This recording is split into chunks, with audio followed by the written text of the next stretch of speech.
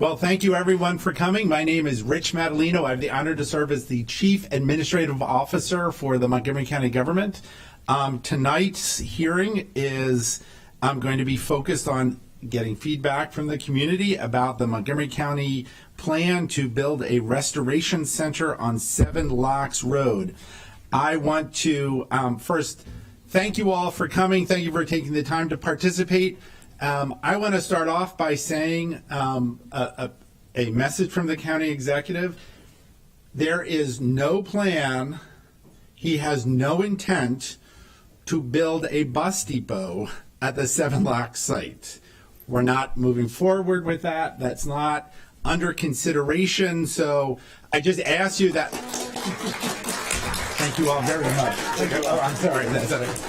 So I say that because we want to focus the comments and concerns and answer your questions about the restoration center.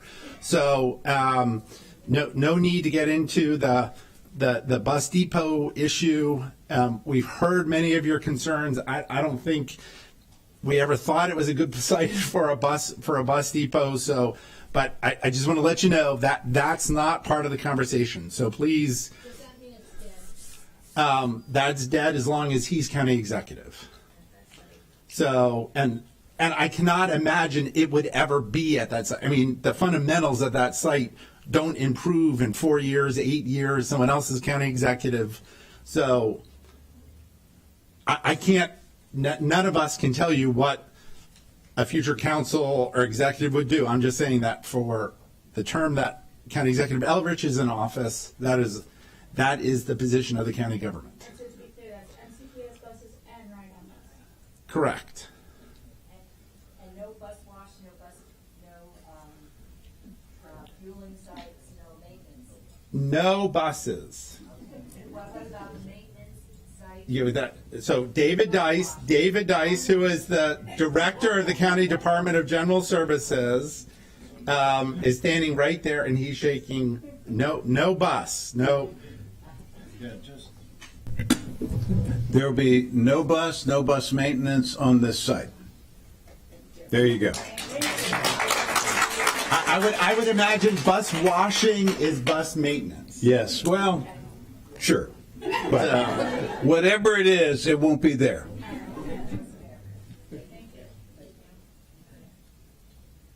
I'm joined up here by Dr. Raymond Kroll, who is the director of the county's Department of Health and Human Services. Prior to that, Dr. Kroll was the director of the division chief of our Division of Behavioral Health Services. Dr. Rolando Santiago, who's currently the division chief, is also joining me at the front.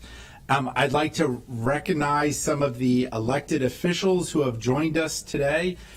We have Council Member Sidney Katz right there. As you know, Council Member Katz represents District 3, which includes the cities of Rockville and Gaithersburg. So he is the resident delegate, council member for the former bus depot. No, sorry, for the 7 Locks community.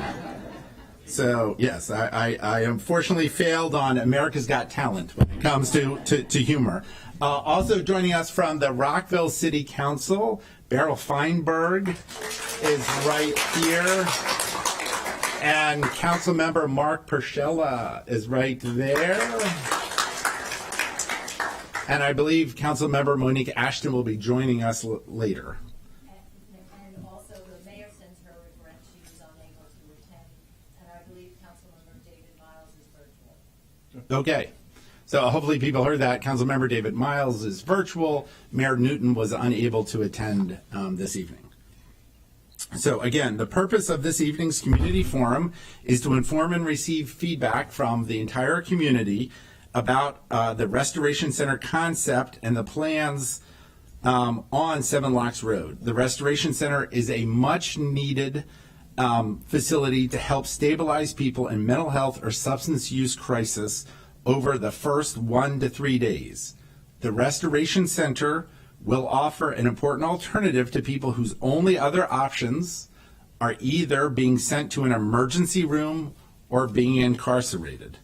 We want to state clearly this evening, again, the bus depot is no longer part of this conversation. So, a bad place for it to be on the turn of the page. So, we have heard concerns from the Rockville city government, from your elected representatives, from many of you and your neighbors about traffic congestion, about security, and about transportation on the Seven Locks Road campus.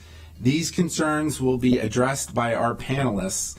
We have a distinguished group. We have the fire chief, the police chief, the director of our Department of Correction and Rehabilitation. So you will hear What about the state's attorney's office? State's Attorney McCarthy is not with us today.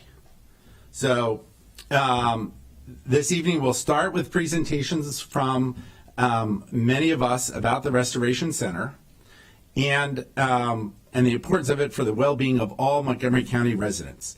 This will not be the only meeting on the Restoration Center. We expect to have regular meetings every 2 to 3 months. We look forward to continued engagement with the entire Montgomery County community.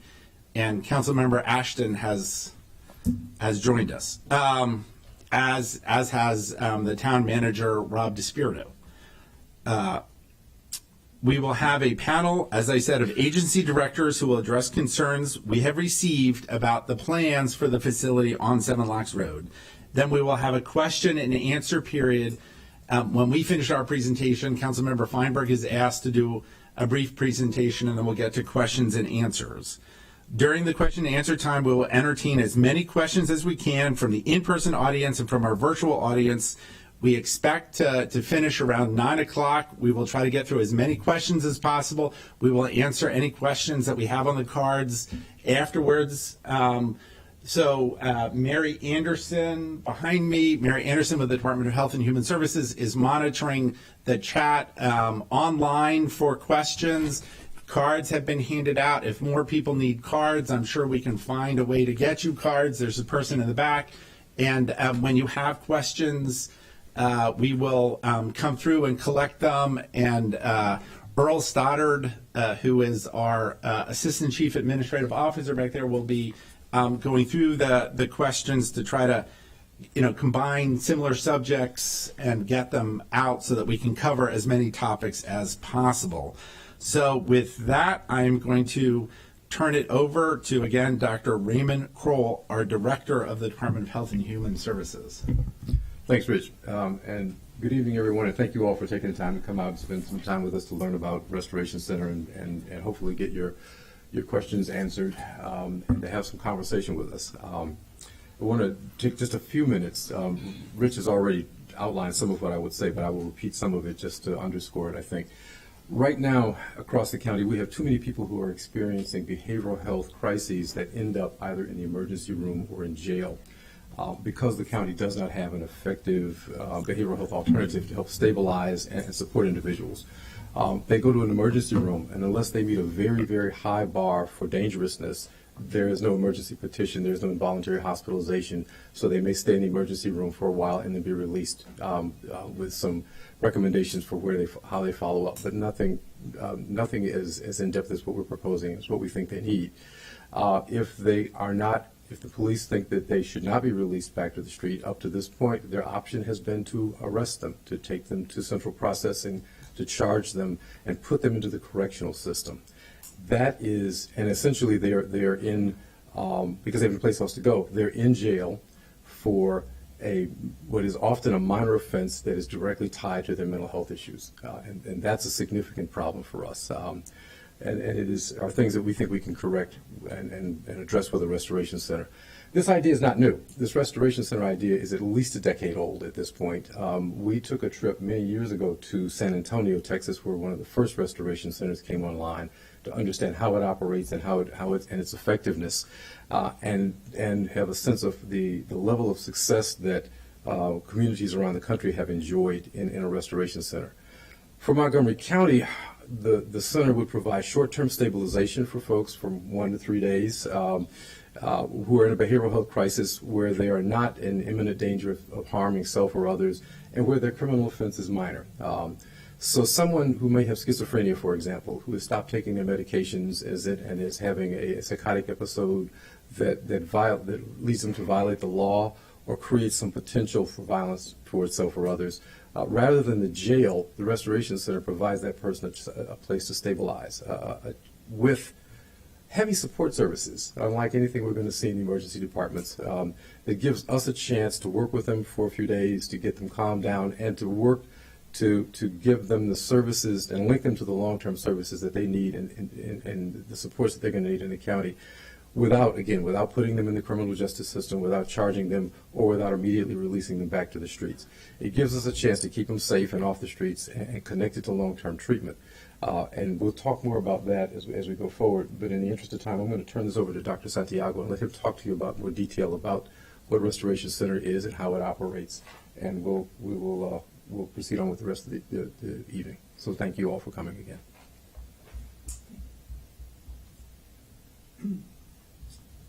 Okay, let's go to the first. Good evening, everyone, and thank you for coming.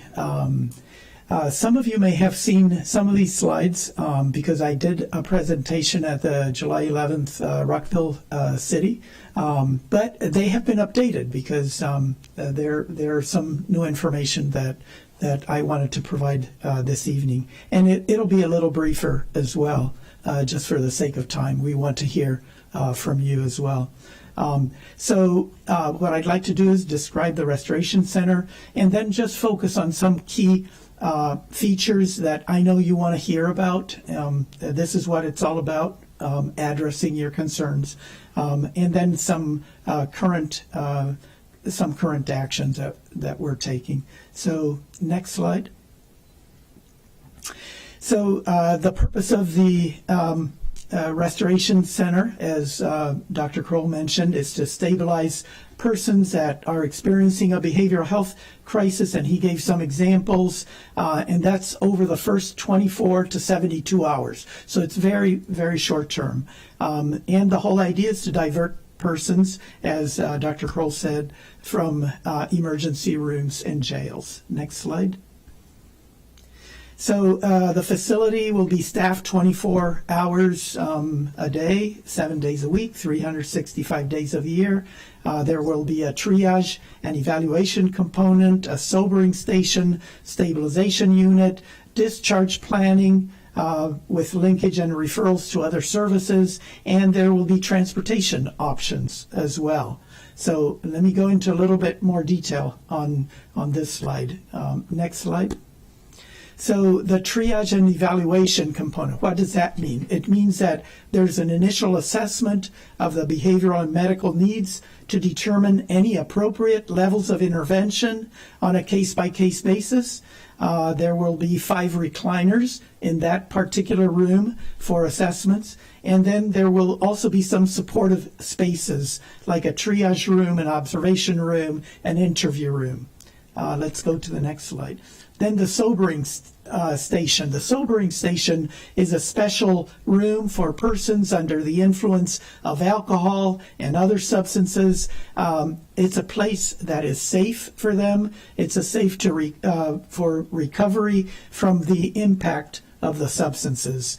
There will be about 20 recliners in that particular section. And then the length of stay for those people are not to exceed 23 hours. And that's all because of licensing issues and best practices and so on. There will be some key staff like licensed medical professionals who can monitor the patients with health concerns. Next slide.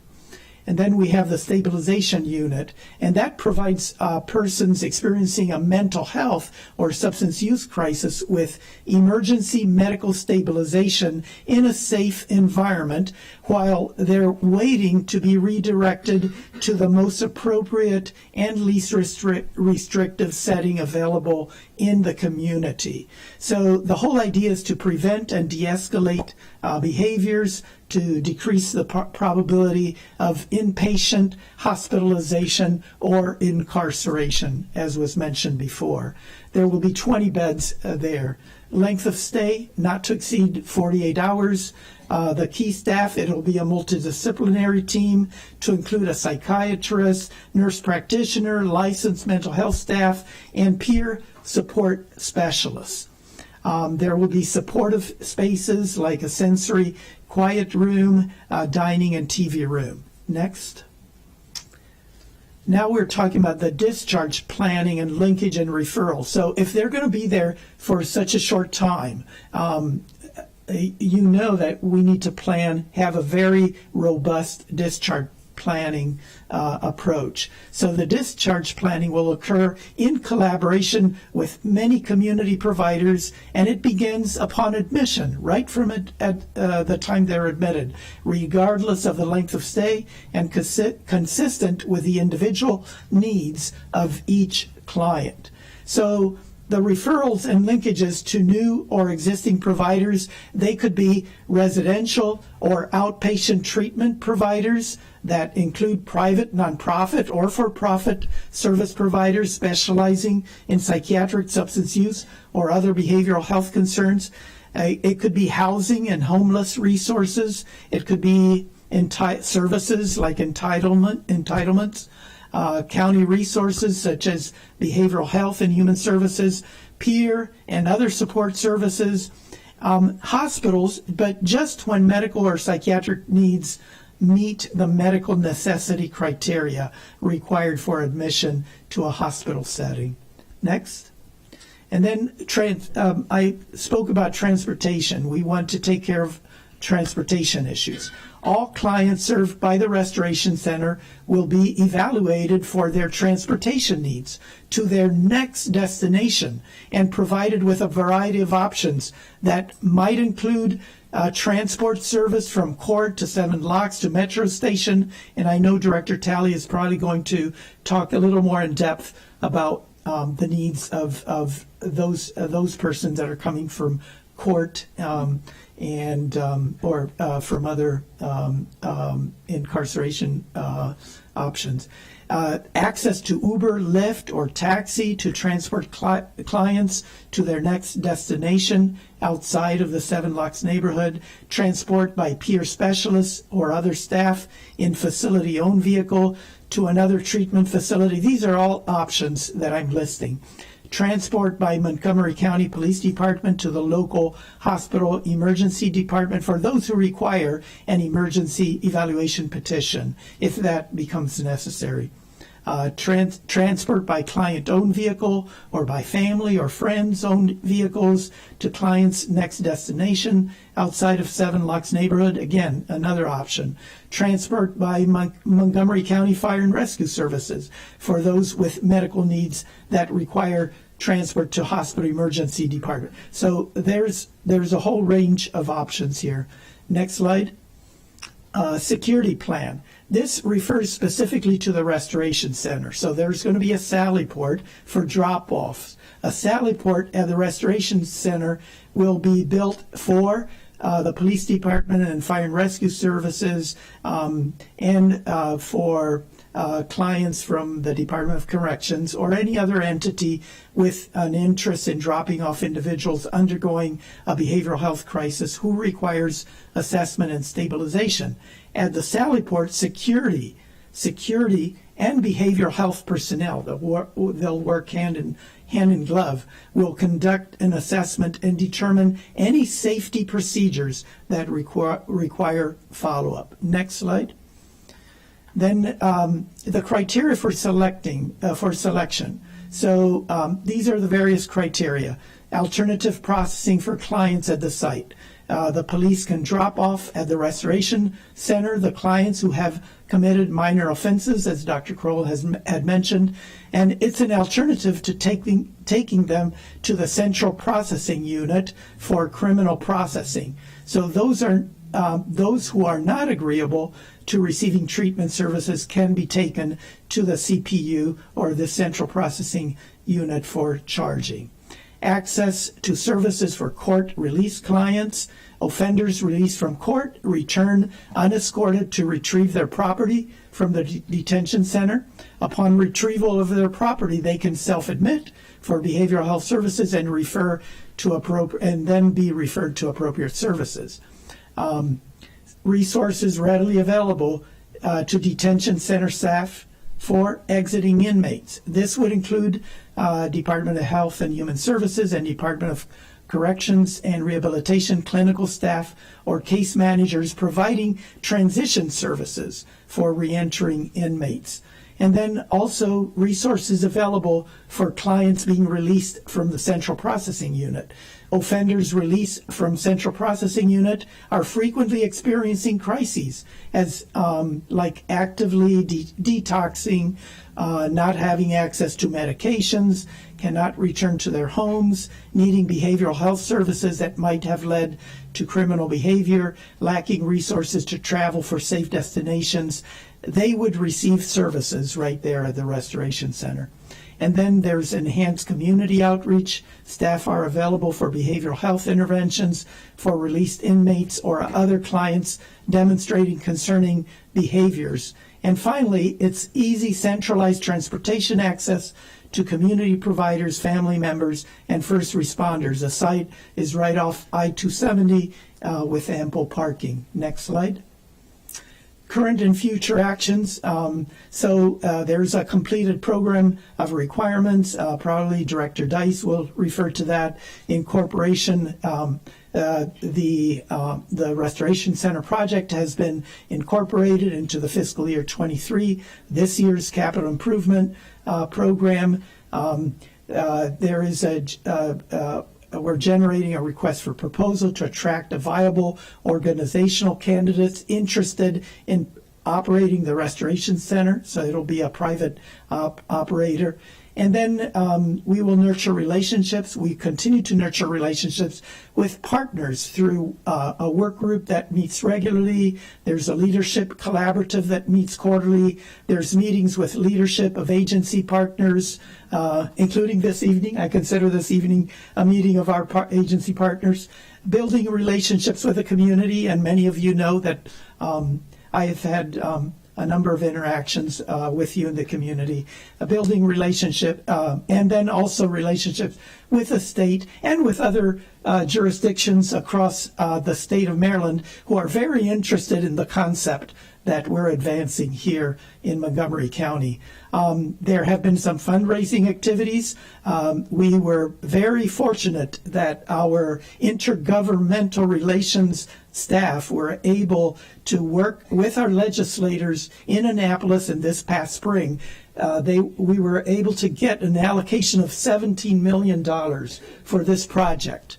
$12 million for this year, fiscal year, and $5 million for next year.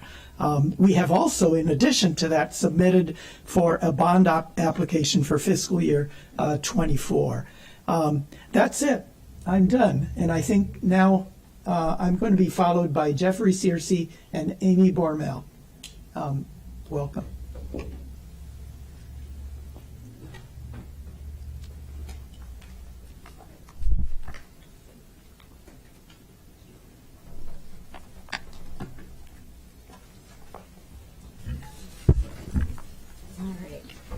Hello, my name is Amy Bormel, and I'm a person in long-term recovery. I struggled with substance abuse and mental health issues for many years before I received the help that I needed. I grew up in a loving and supportive family with no history of addiction. I got good grades in school. I played sports. I was involved in extracurricular activities. I graduated and went away to college. But inside I was broken, and I was too ashamed to tell anyone. The stigma that goes along with both mental health and addiction kept me in silence for way too long. By the time I was 19, I was no stranger to treatment facilities, hospitals, and jail cells. My disease completely took over, and I thought there was no way out. Over the next few years, my consequences continued to get worse. I would get arrested, usually under the influence or in withdrawal, quickly be released back to the same environment, and the cycle would start all over again. If there was a place I could have gone in that moment of crisis to stabilize and take the time to come up with a plan, I truly believe that the pain I caused myself, my family, and my community could have been prevented. There's a huge gap in services in our county, and I believe a restoration center is the very thing we need. As a person with lived experience, I'm a big advocate of treatment over incarceration. There are so many people in need, and the majority are slipping through the cracks. Today, I have the opportunity to work directly with the Montgomery County Crisis Center, EMS, and hospitals, providing peer support to those in a substance abuse or mental health crisis. And I can honestly tell you it's not enough. Together, we can make a difference in our county, and I believe that it starts right here. Thank you.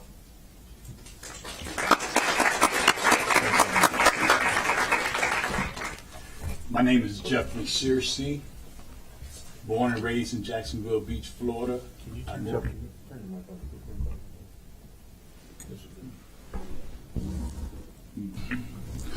Again, my name is Jeffrey Searcy, born and raised in Jacksonville Beach, Florida, with a loving family. My mom moved us up here in Maryland in 1979. I grew up in Albany, Queen Elizabeth Drive. Soon after, I started drinking, hanging out with the wrong crowd. I graduated from Richmond Montgomery. I was supposed to follow my brothers. Two of them went to Maryland, one went to Arkansas University. My university was Seven Locks, Clarksburg, DC Jail, Lawton. I was an addict, not knowing that I was bipolar also.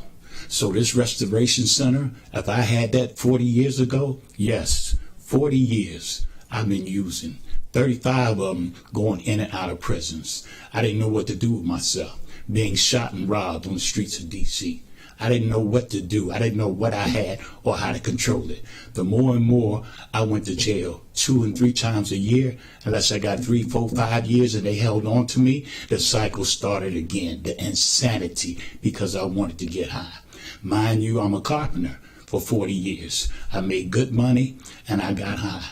And I did terrible things. If it wasn't for some of the people in this room today, the captains at Clarksburg and Seven Locks when I was young, that kept their foot on my neck, the jazz people and my program, I wouldn't be where I am today. See, it took 10 years ago for me to find out that I was bipolar.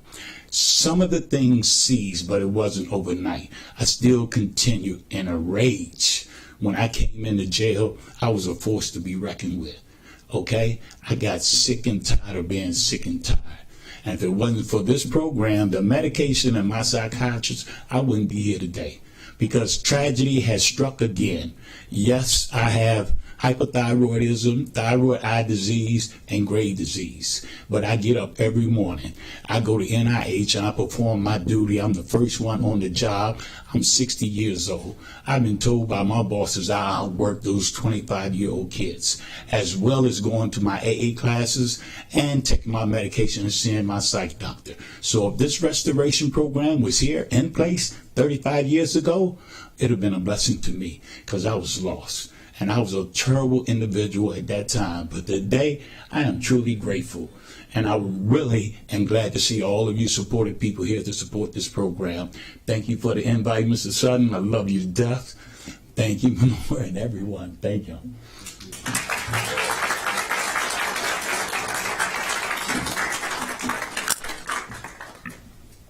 We'll have, if Lisa is available, she will have a turn. But I don't believe she's with us, right? Okay. So Jamie Seller from Phoenix, Arizona, I believe. Identify yourself, Jamie, and then just go ahead and give your thoughts. Yeah, my name is Jamie Steller. I'm the Chief Strategy Officer at RI International.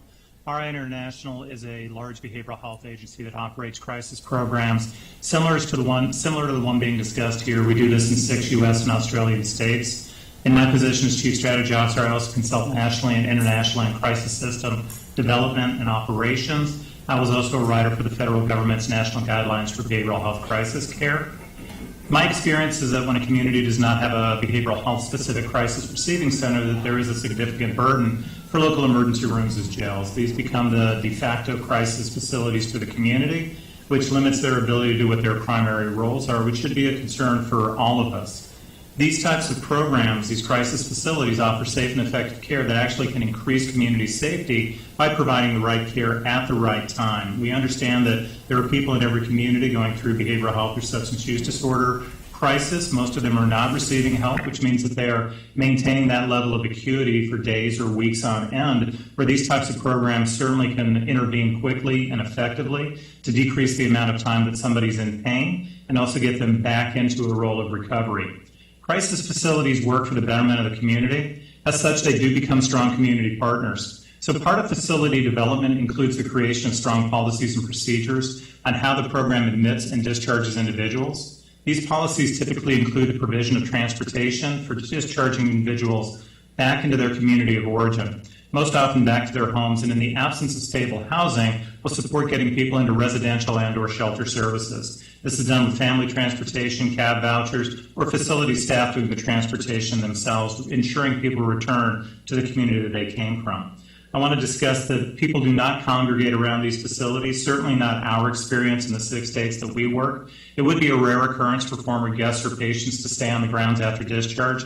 These types of programs would not allow that. We are a treatment provider, not a shelter, and we would have similar concerns around people staying on grounds as you in the community may have. For this reason, our experience is for our programs, we see a decrease in congregation in those areas. These programs are 24/7. They are always staffed. There is always somebody paying attention to what the physical environment, both inside and outside, are. So as such, we do believe that we actually increase community safety in the communities that we serve and are housed. People in crisis are in the community today. These programs do not increase the number of people in crisis. It does decrease the overall heat in the community. Thank you. Yeah, thank you, Jamie. Dr. Leslie?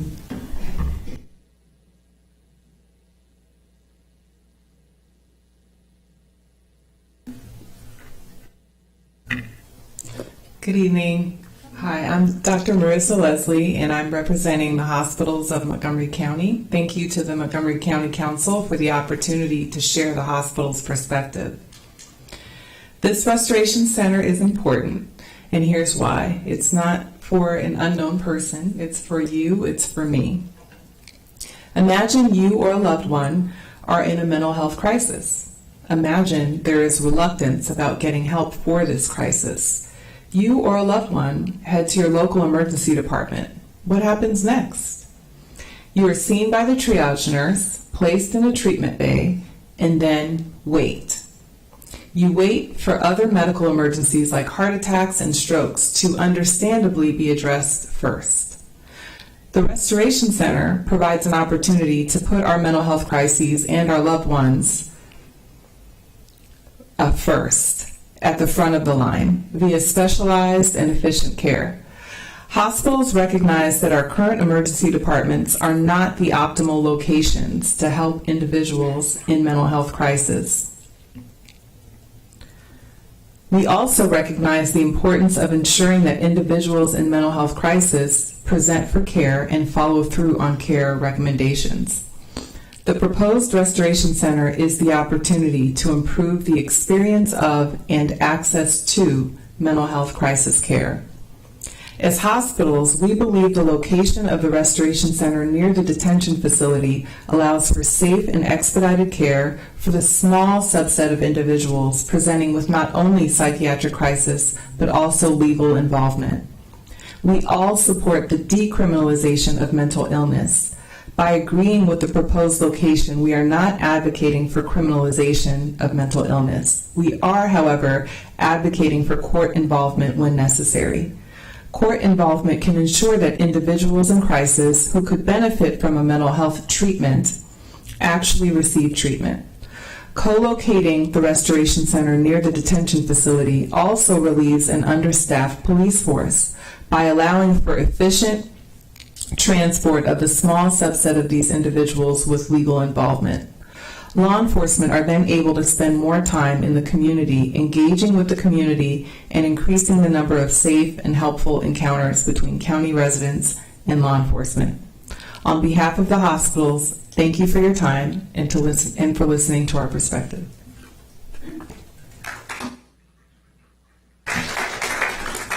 Thank you very much, Dr. Leslie. I want to give a special thank you to Ms. Bormel and Mr. Searcy for their testimony and sharing your stories with us tonight.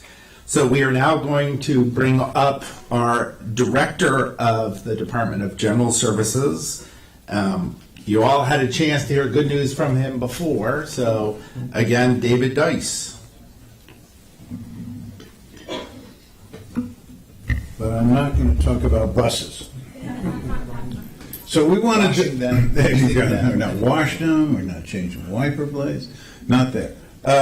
We wanted to give you an update of where this project currently stands. You heard Dr. Santiago go over the list of services and things that will make up the Restoration Center. That is, in essence, what a program of requirements is. He also referenced that we've developed that. You take those services and come up with estimates of space required and all of the necessary or pertinent issues related to a facility that provides these services. We do the same thing with libraries and rec centers and office buildings. So the program of requirements for this facility has been completed and approved, and a copy was provided to the city of Rockville, getting head shakes from council members.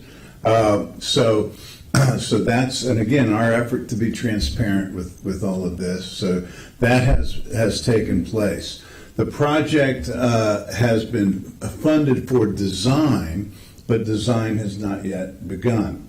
One of the things that we want to do, and as is our practice, is to get an idea of certainly input from the community and other users and stakeholders in this facility as we inform then the architect. And as we have done with other projects in the past, we would have the architect meet with the community in which the facility exists to get input so that the architect's got a particular feel and understands the pulse and feedback from the community. And this can deal with everything, including lighting, appearance, access. Our design studies always incorporate pedestrian and traffic studies. So all of this is part of a standard approach to a project that we would incorporate here. The project, as it stands, we anticipate going to construction in fiscal year 24 and 25. Fiscal year 23, the upcoming year, would be when we would undertake design and that sort of analysis. Dr. Santiago talked about the $17 million that we're getting from the state in grants. That makes up 91% of the estimated total project cost for this. So county is funding 9%, state is funding 91%. And that 9% that we're talking about now will go to this next year and a half worth of design, community input, and interface. So there you go. Thank you very much. We are now going to call up a panel of representatives from our police department, fire department, to join us.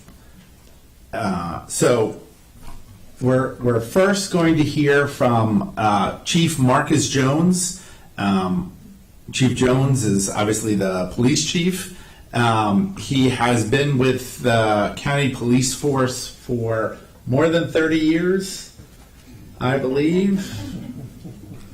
So he's been here so long that the 7 locks was even there when he joined the police force. That's not that long. He remembers the 7. He remembers the 7 locks, right? I do remember 7 locks. Oh, did you? Dr. Kroll said there were only 3 locks when you started.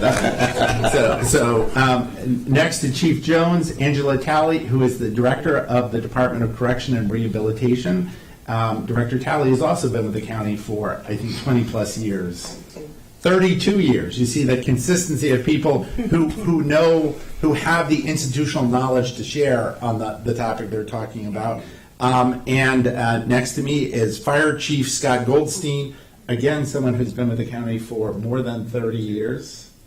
32 years. He joined as a high school student, as a volunteer. So So we're going to talk a little bit in the first segment here about transportation and the impact of moving people to and from the Restoration Center on current and future traffic issues. Chief Jones. So good evening, and just so the record is clear, it's 37 years, so I just want to make sure, so I don't forget. Good evening to everyone, and I want to just briefly talk about, to begin with, and I know we'll talk about some other issues about crime a little bit later in the presentation, but I just want to talk about how Montgomery County police officers and other law enforcement would typically use the Restoration Center. And as Dr. Kroll has noted, and others, about the types of crimes that would be sort of diverted out of this particular Restoration Center, it really does equate to what we would call nuisance crimes. These are not incidents where someone has victimized another. Those crimes would be, those individuals would be charged accordingly, and we would allow the court system to work through any significant issues. If it had a mental health component or it had some substance abuse component to that, that would be handled within the courts. I do believe, and I know this for a fact, for many years, the police department has been burdened with really dealing with some individuals at the lowest level who commit such nuisance crimes as disorderly conduct, disorderly intoxication, trespassing, those types of crimes that we sometimes get the calls to deal with those individuals multiple times a day. Some of our officers are so familiar with the individuals that they know them by first name.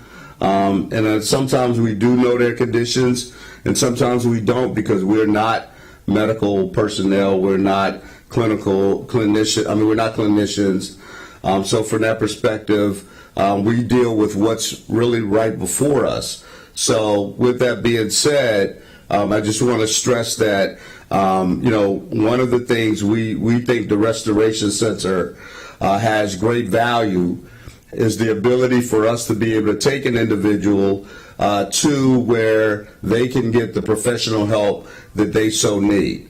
And as we also talk about the emergency evaluations, not all individuals that we come across are committing crimes. So I want to make sure that that's clear. So those individuals, they are those who do need a mental evaluation. And as it was just noted, about going to emergency rooms, many times our officers are really having to take an individual in for a mental health emergency evaluation. They may be tied up with that individual for 2, 3, maybe sometimes 4 hours.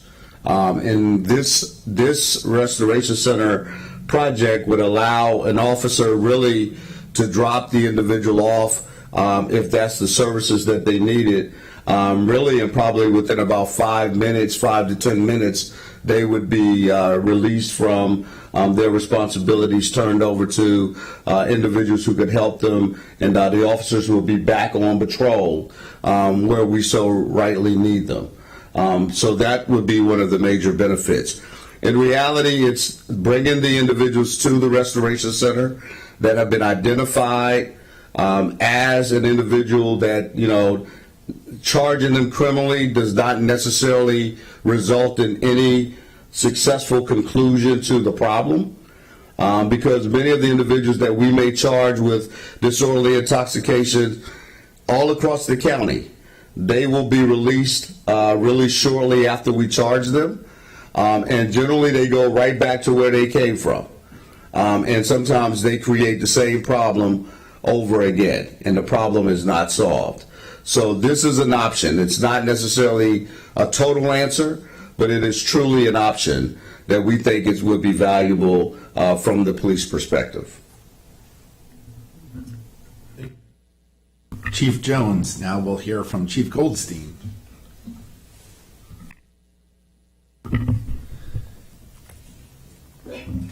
Dr. Leslie was here earlier and provided information and a perspective from the emergency room from the hospital staff. Montgomery County Fire Rescue transports roughly 70,000 people to one of the 6 hospitals in Montgomery County on an annual basis. 70,000 folks, about 15%, a number that's just over 10,000 of those patients are exhibiting and involve a behavioral health emergency. The experts up here with Dr. Kroll, Dr. Santiago, clearly can outline how and why the need is there.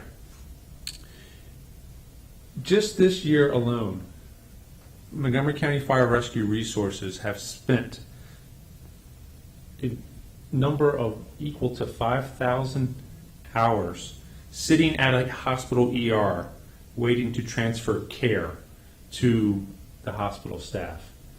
Sadly, Maryland ranks the highest in the nation in hospital wait time, which is a number that we all are impacted by and places a burden upon your public safety team as well as the emergency health components. Once those patients, as Chief Jones outlined, are brought to the ER by his crew or our crew, or a combination at times of both fire and EMS, or fire and police personnel, once they're cleared medically, while they're waiting for or being deferred because of that heart attack or that stroke patient, they may be in detox. They may be being treated for symptoms related to their low acuity medical circumstance before they can be released.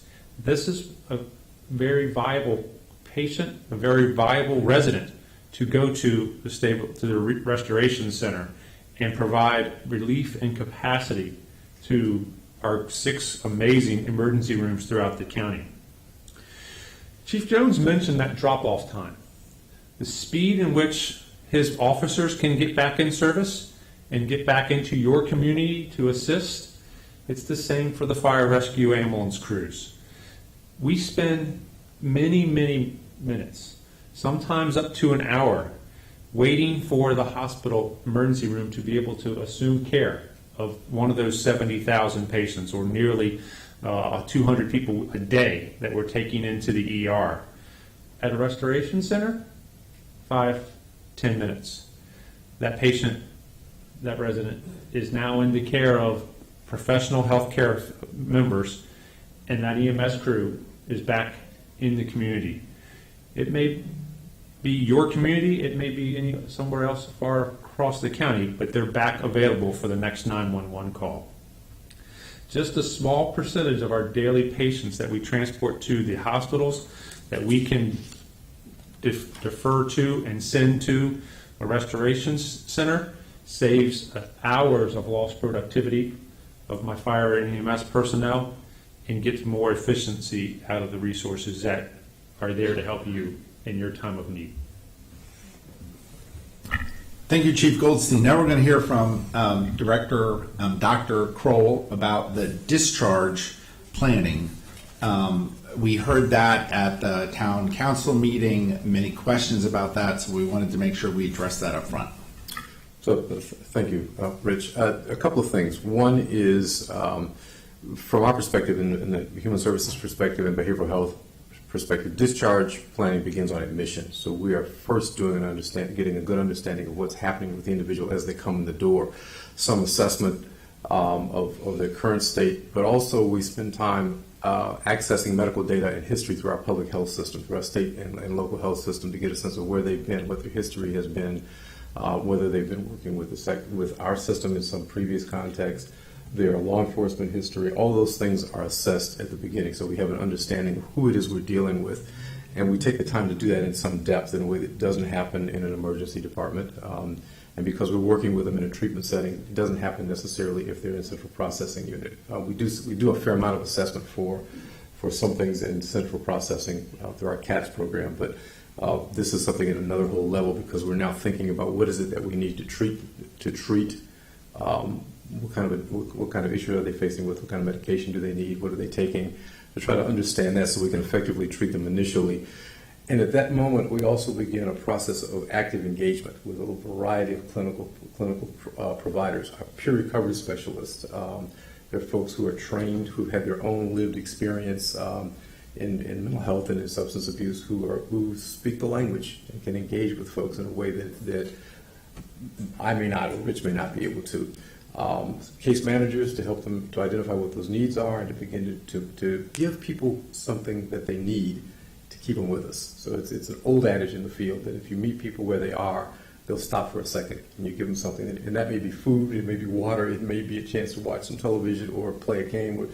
You can't tell, but you engage with people and you give them something that they need, and it slows them down a little bit and helps them feel safe and feel more comfortable with you. Social workers to deal with the mental health issues, medical care, space for treatment partners to meet with them from around the community, whether that's virtual or in person, to do what amounts to hot handoffs to people so that we're not saying, here's some paper, here's a discharge, go over here and meet with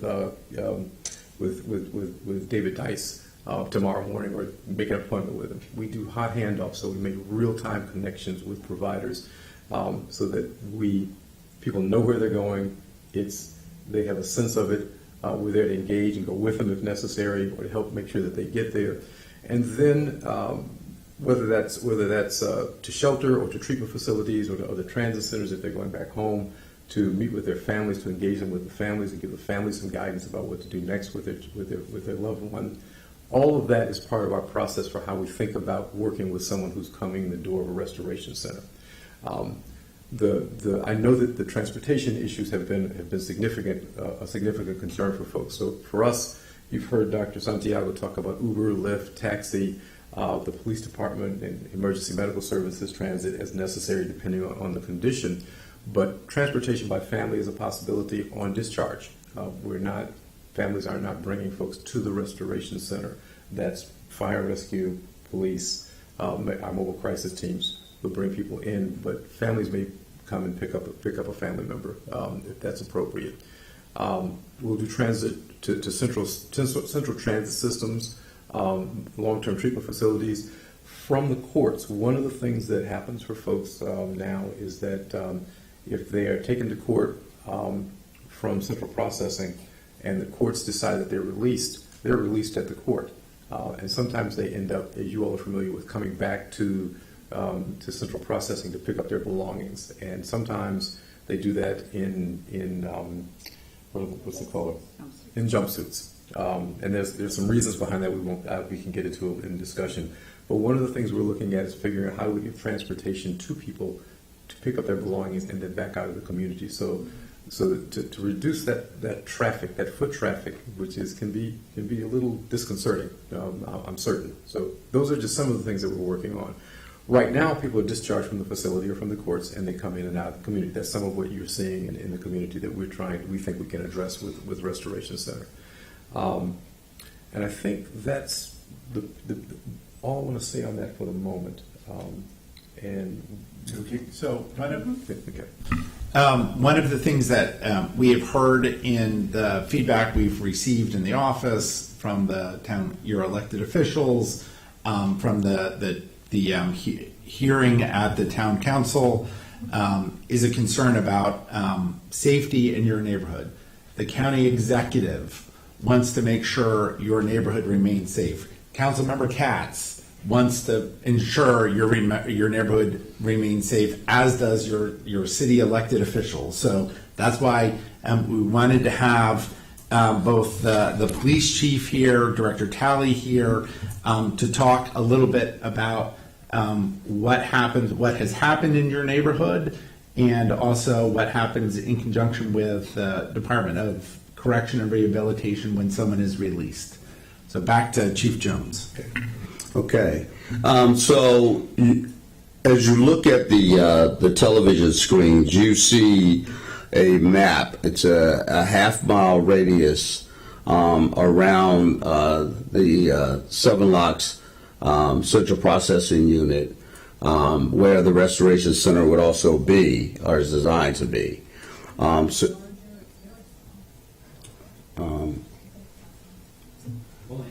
I don't know if they can make it larger. Yeah.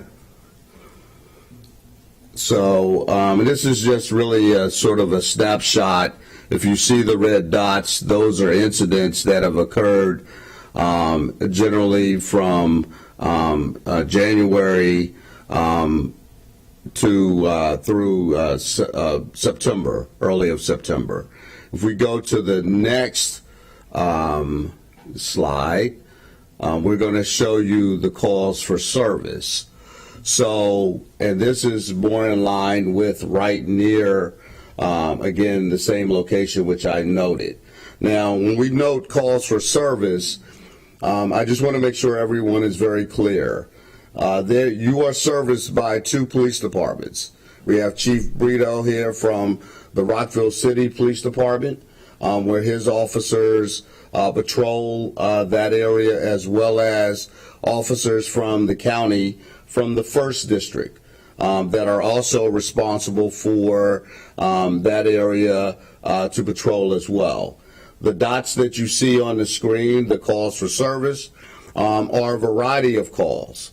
They stem from anywhere from burglary, which we only had 1 commercial burglary in that corridor for this period of time that we are monitoring it there, and we look at it for other types of crimes such as larceny, theft from auto. Theft from auto is the #1 crime in Montgomery County. There is no neighborhood in Montgomery County that escapes that crime. I don't care if you live in Bethesda, Potomac, Germantown, Damascus. It doesn't matter. Wherever you live, this is our #1 crime in Montgomery County. So, and that's probably in this area, it's quite a few events that have occurred. When I say a few, we've had a few of those that have occurred in that general corridor in a short period of time. But it also would include all other offenses such as assaults. It could auto theft. It can include, again, a call for a drunk driver. It could be a call for an alarm at a residence, alarm at a commercial location. It can also include traffic collisions. So you can see some of the major intersections where you see multiple dots. I would probably bet you that's majority of those, if not all of those, are collisions that occurred in those particular intersections. That would include speeding. That's correct. So there are those incidents that are there, but those are documented incidents that someone picked up the phone and called, either called our 911 center to report a particular incident, or an officer called out with it because they saw it on scene. So it's a combination of those 2 things. So the next slide, I want to talk about it. I know, again, it's probably hard for many to see, but we also talk, this is a slide that talks about the types of events, and there's two phases here that we talk about when we say Part 1 offenses that occur. These are your more serious offenses that occur in Montgomery County. Those are your homicides, rapes, robbery, aggravated assault, burglary, and larceny, as well as auto theft. Those are the top categories. And the highlighted numbers there, for example, there you will see homicide where there are no homicides in your police reporting area. Now, you see rape, and I just want to make sure that there's a clear definition so when people understand what is the definition of rape. A few years ago, the FBI changed the definition of rape, of how we categorize it. It is no longer just the simple act of rape. It also includes all sexual offenses that are now included into that category. So even from your minor sex offense, such as an unwanted touching, can also be included in that category as a rape. You see the numbers. For the last 2 years, for example, there have been 0 robberies, 0 rapes, 0 homicides. There's been 1 aggravated assault. What's an aggravated assault?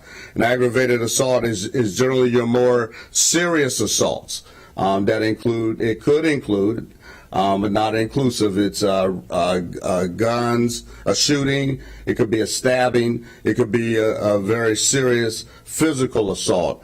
That could be deemed to be an aggravated assault. And then, of course, we have burglary as well. So those are the numbers. And I will tell you, when I go to many community events, and I can't tell you of any community event that I've ever been to that I've seen such low numbers, to be quite frank with you. And one of the things that I will say for your community that you must understand, that there are generally police officers driving through Falls Road and Seven Locks constantly for probably about 18 hours a day. And why is that? Because there's the Seven Locks garage that is there. There is the central processing unit that is there. There's not only is the garage there, the gas pumps are there. So there are officers that utilize that location often.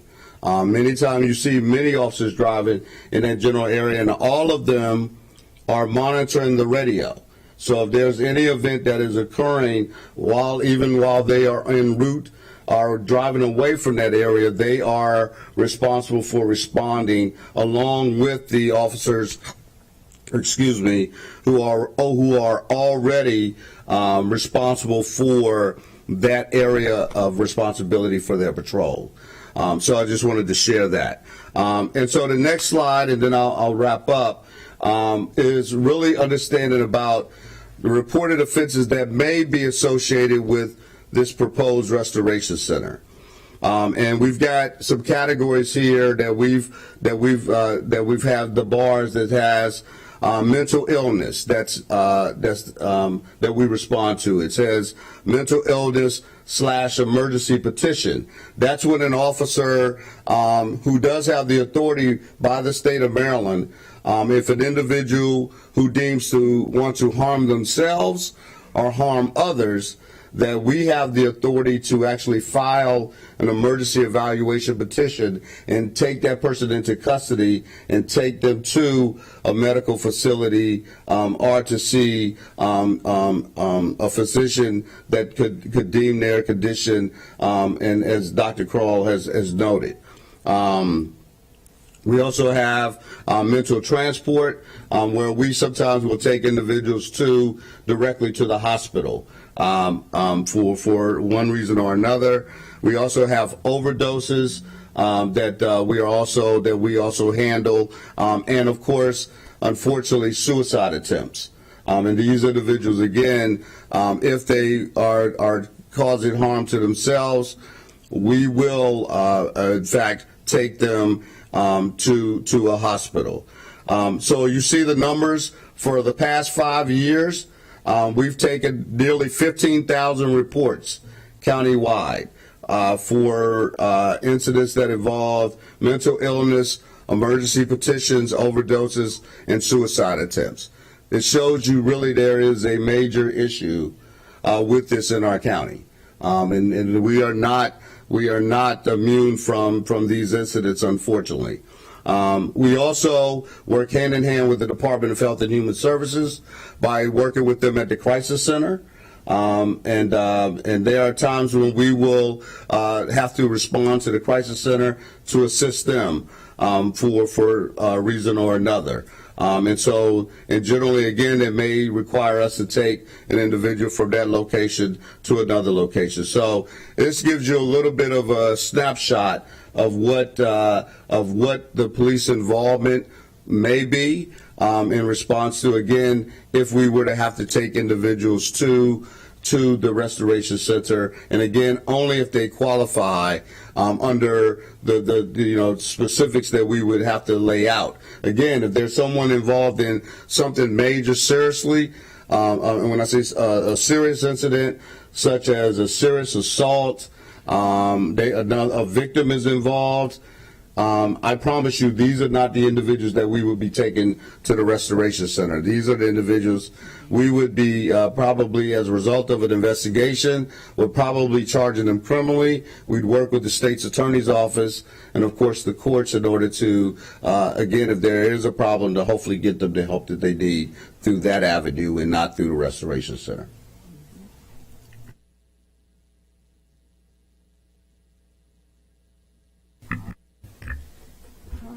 So I'm up last, and I have to get to. Oh, I'm not. Okay, I'm sorry. It goes back to Raymond, and so I'm sure you can see the statistics about how many admissions we do on a yearly basis, and individually process at our central processing unit at our detention center in Rockville. Those numbers have declined due to the pandemic, but what hasn't declined is what we see as far as those who are coming into our care who have behavioral health needs. And when someone comes in our care with behavioral health needs, as has been stated here, health and human service professionals are the help that they need. And if we can safely divert those minor cases, the stabilization of that individual isn't left to our correctional officers and others when we don't have 24/7 individuals who are working as therapists who can engage a person who is in crisis. And when we arrest, if someone is arrested over the weekend and they're brought to our facility, the CATS team can assess that person, but they're assessing that person individually in the moment for self-harm and whether they can be housed at that Rockville Detention Center or whether they need a higher level of observation at our Clarksburg facility. And so there's some transports that may have to happen if a person can't be held at our Rockville. So that's a delay in services to this person with their needs as they're waiting through the weekend because bonds hearings are Monday through Friday. Anybody who's arrested has to be brought forth in front of a commissioner within 24 hours. This is the law to determine whether you can be released or not. And so if you aren't released, it is our job now to stabilize that person who may be under the influence when they could have been safely diverted to the Restoration Center. A person who is in crisis could have taken advantage of the professional services at the Restoration Center because we don't have that 24/7 services available at our jails. Or the person may be released. And if the person is released, we can offer means of transportation, but they don't have to accept it. And with the Restoration Center, you will have a handoff. You'll have a person hopefully getting stable so they can better participate in their care, provide information that the individuals who are working in that Restoration Center may already have on that person. Because we, after many years here, we kind of know individuals who keep coming back into the system. We get to know them.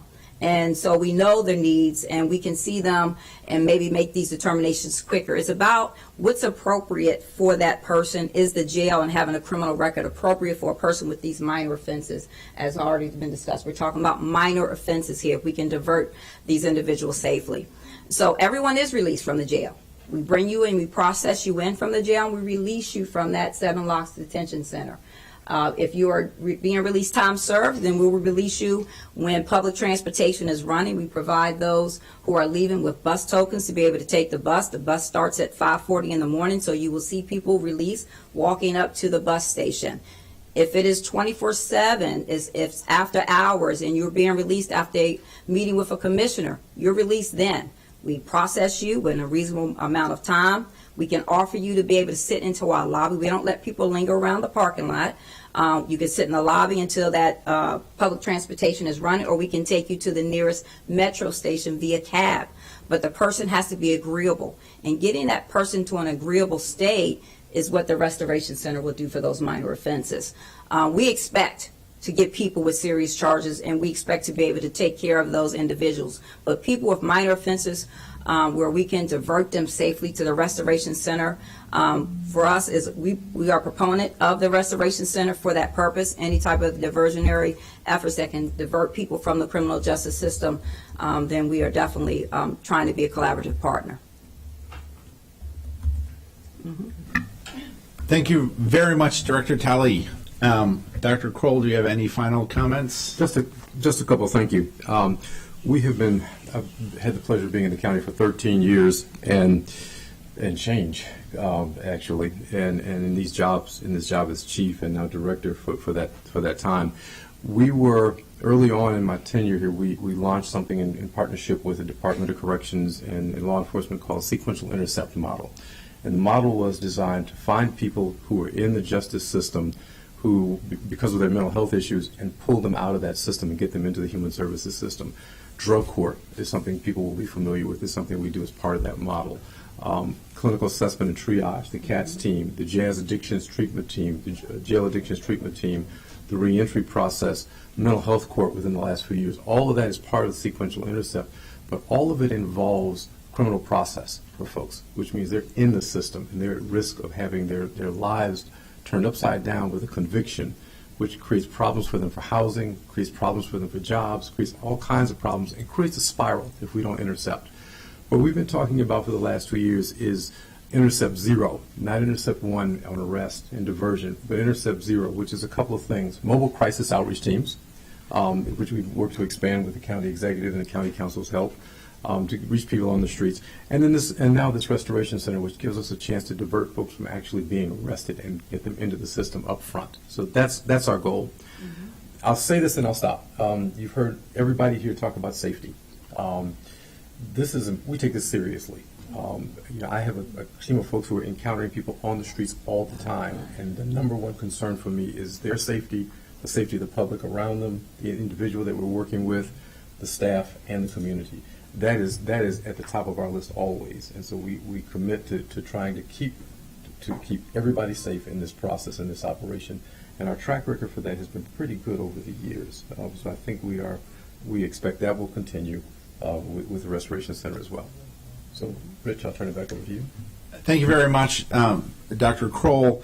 It is, to me, it's an honor to be affiliated with the Montgomery County government. We have, as you can see, an amazing group of people in leadership, but also throughout the county government who are working day in and day out to provide the best services for our community of more than a million people. When Mr. Searcy moved to Montgomery County, it was probably 500,000 people. So, we have a very large, comprehensive set of services and an outstanding team in HHS and across public safety. And we all benefit mightily from the services that they provide each and every day. So you can never say thank you enough. I know Councilmember Katz chairs the Public Safety Committee of the County Council, so he has a chance to work with public safety leadership all the time. So, Councilmember Feinberg is going to come up first and make a statement, which I understand is a complete support for the project. No, I know. Yes. I had the honor of working with Councilmember Feinberg when Beryl was with the county government. And we'll move that laptop for you here.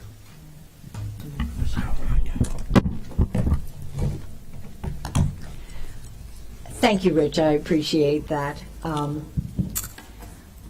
First, I would like to say it is 8:20, so I'm hoping that we will be able to hear from the residents. That is their purpose. That is why many of them are here.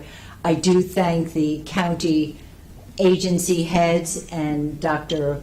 Leslie, I believe is her name, from the hospitals. I also want to give a very sincere thank you to Amy Burnell and Jeffrey Searcy for sharing their stories, sharing their strength, and sharing their roads to recovery.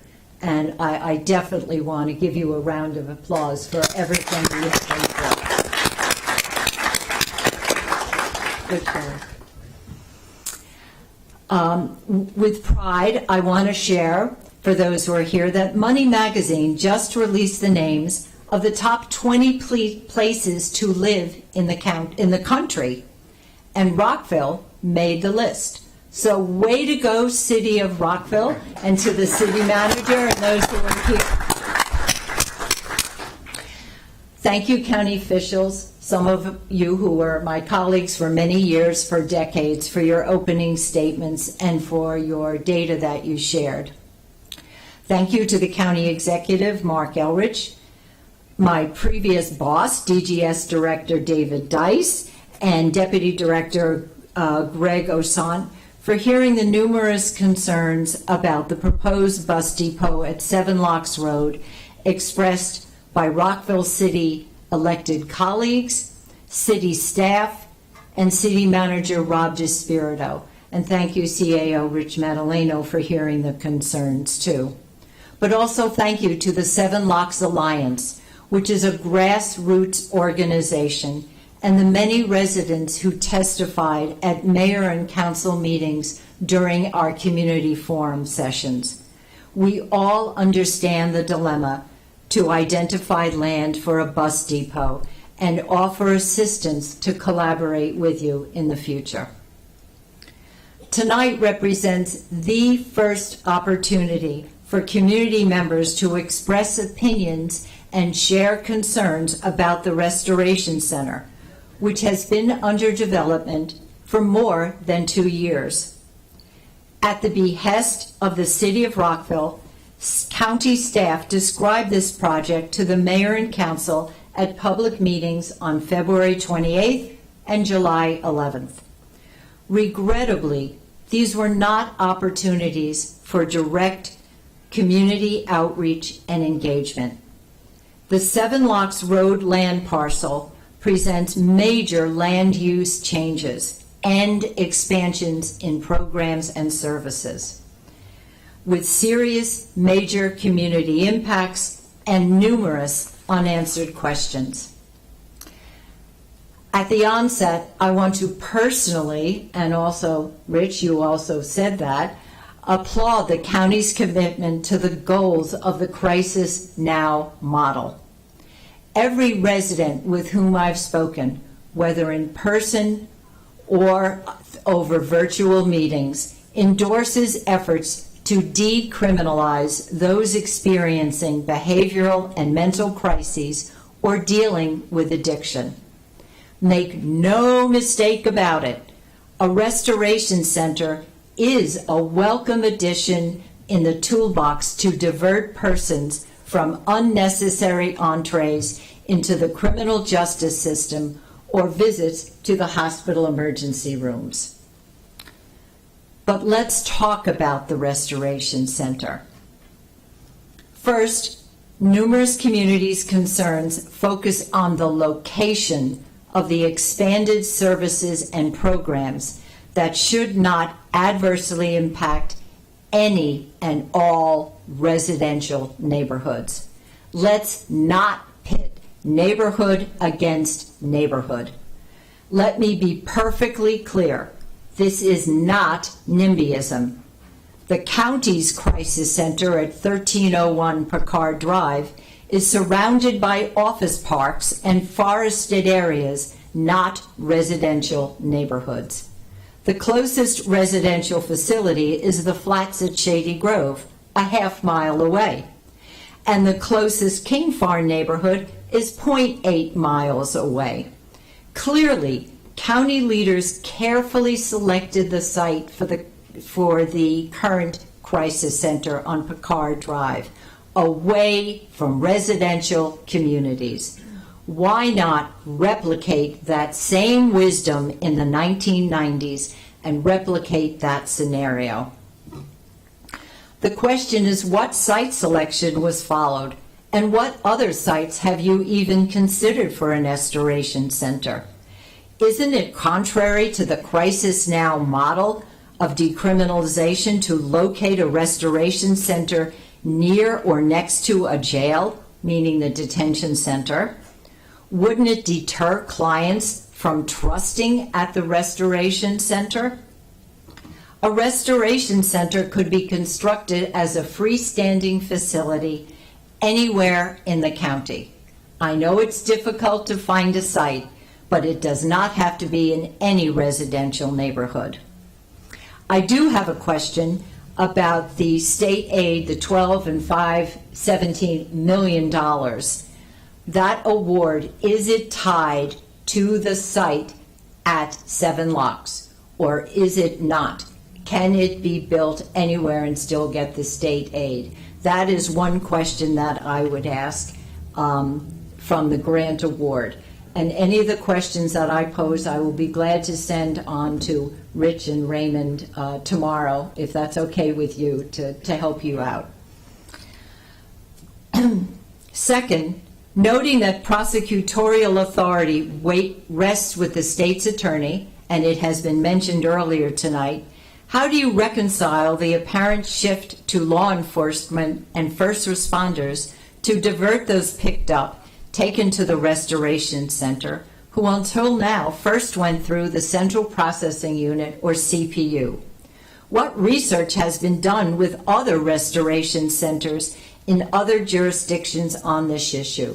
We really didn't hear tonight about San Antonio or any of the other restoration centers. Why hasn't the stakeholder role of the state's attorney and the courts been engaged in the development of this model, or even tonight's conversation? Third, let's talk about the linkage and the discharge and referral concerns. Please clarify the length of stay. The stabilization unit with 20 beds indicates a length of stay not to exceed 48 hours. The sobering station indicates a length of stay not to exceed 23 hours. Yet in the purpose slide, it speaks to stabilizing persons experiencing behavioral health crisis over the first 24 to 72 hours. So can persons remain at the Restoration Center for 3 days, not 2? Please clarify for us, because I haven't heard yet how you get from the 48 to the 72. It may need some clarification. What current data show across county programs, hospitals, nonprofit and for-profit providers of the number of persons under the influence of alcohol and other substance abuses that need a safe place to recover from the impact of substances? You did go over that just very recently. We did not have access to any of this material or data ahead of time. What happens if a person refuses the referrals but doesn't need to go to an ER? What data do you have to demonstrate that the system of service providers has the capacity within the 23-hour window? If it doesn't exist, then just as the release from the Central Processing Unit, persons will walk in the neighborhood. 2020 data shows the mobile crisis team responded to 40 calls a month, less than half its caseload of 10 years ago. This is reported in the Washington Post article that you all have from 2021. Meanwhile, county police were sent to 582 mental health calls monthly. How does this proposal solve the problem of needed capacity, which we all would agree for more substance use residential and outpatient services, more mental health services, more overall system capacity building, which you have clearly alluded tonight and we would all agree with? This sounds more as if we are decriminalizing, but also shifting the workload from police and hospital ERs to the Restoration Center, which at present is now slated to be in a residential neighborhood. News outlets regularly opine on the critical shortage of workers, including mental health providers, nurses, and social workers. What is the county's vacancy rate for these same types of professionals who would work at the Restoration Center? Is HHS, Health and Human Services, currently fully staffed for the Mobile Crisis Unit or the Crisis Intervention Unit?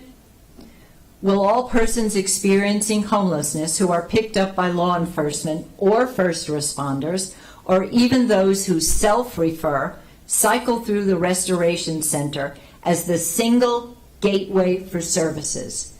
Let me report that, because we have been told anyone may self-refer at the Restoration Center. So will this be the place for people to go? Word spreads fast that there's a possibility that they can come to a Restoration Center.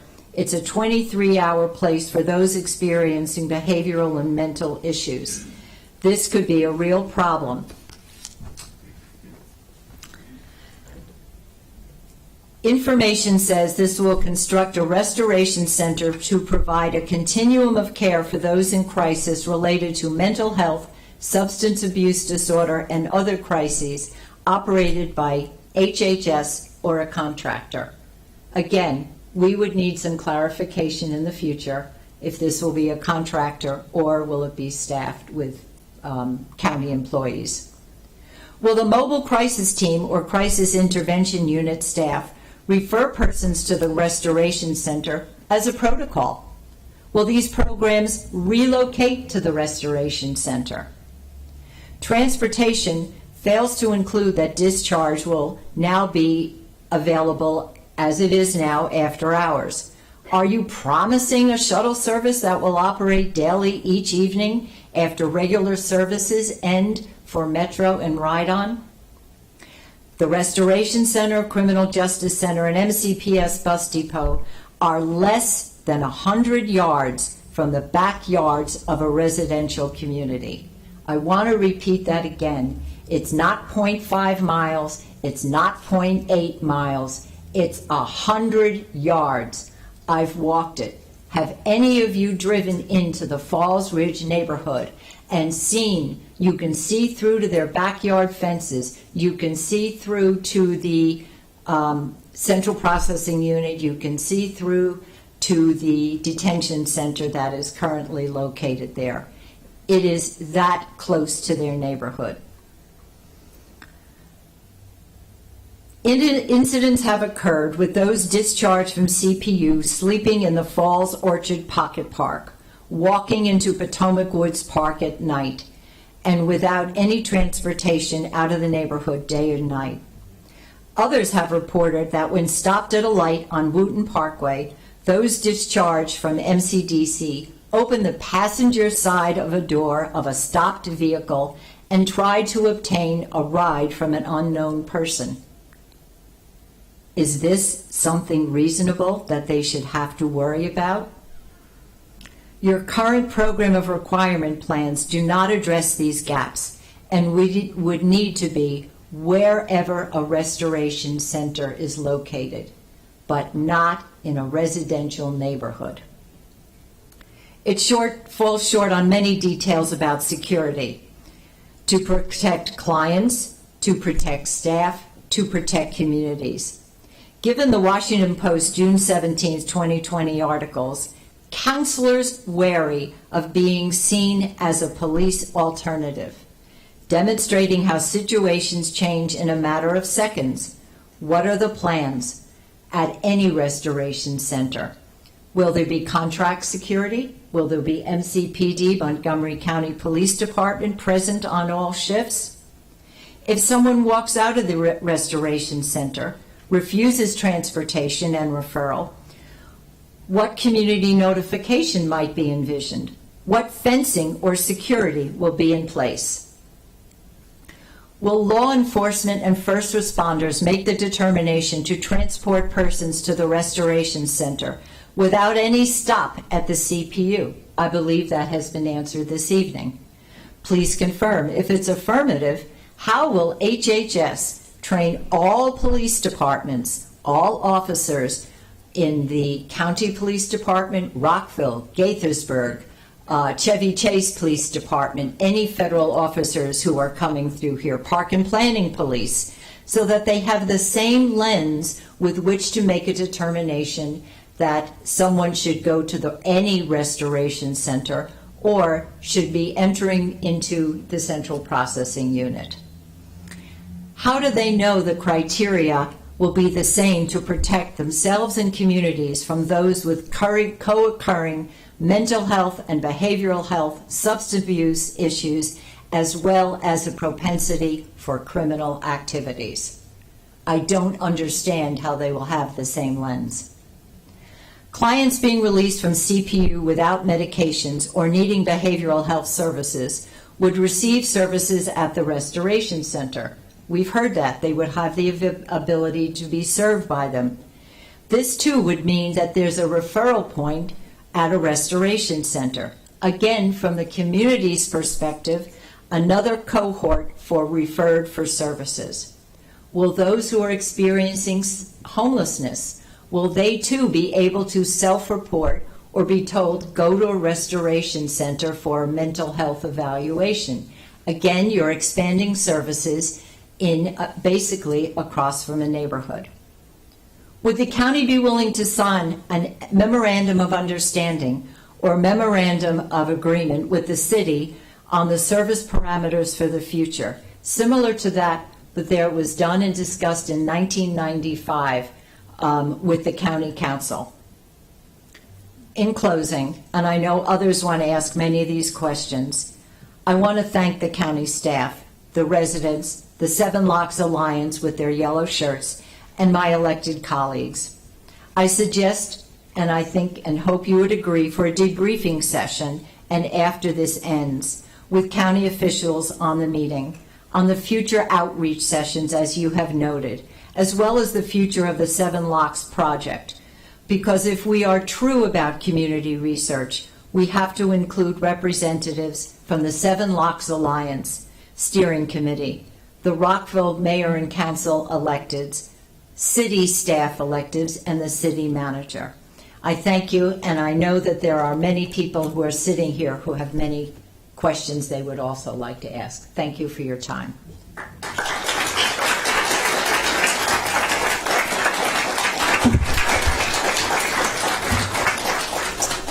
So we have a series of different ways that we're going to go about answering the questions and calling on people to ask. We will have in-person questions. We will have questions that Mary is moderating from people who have posted online.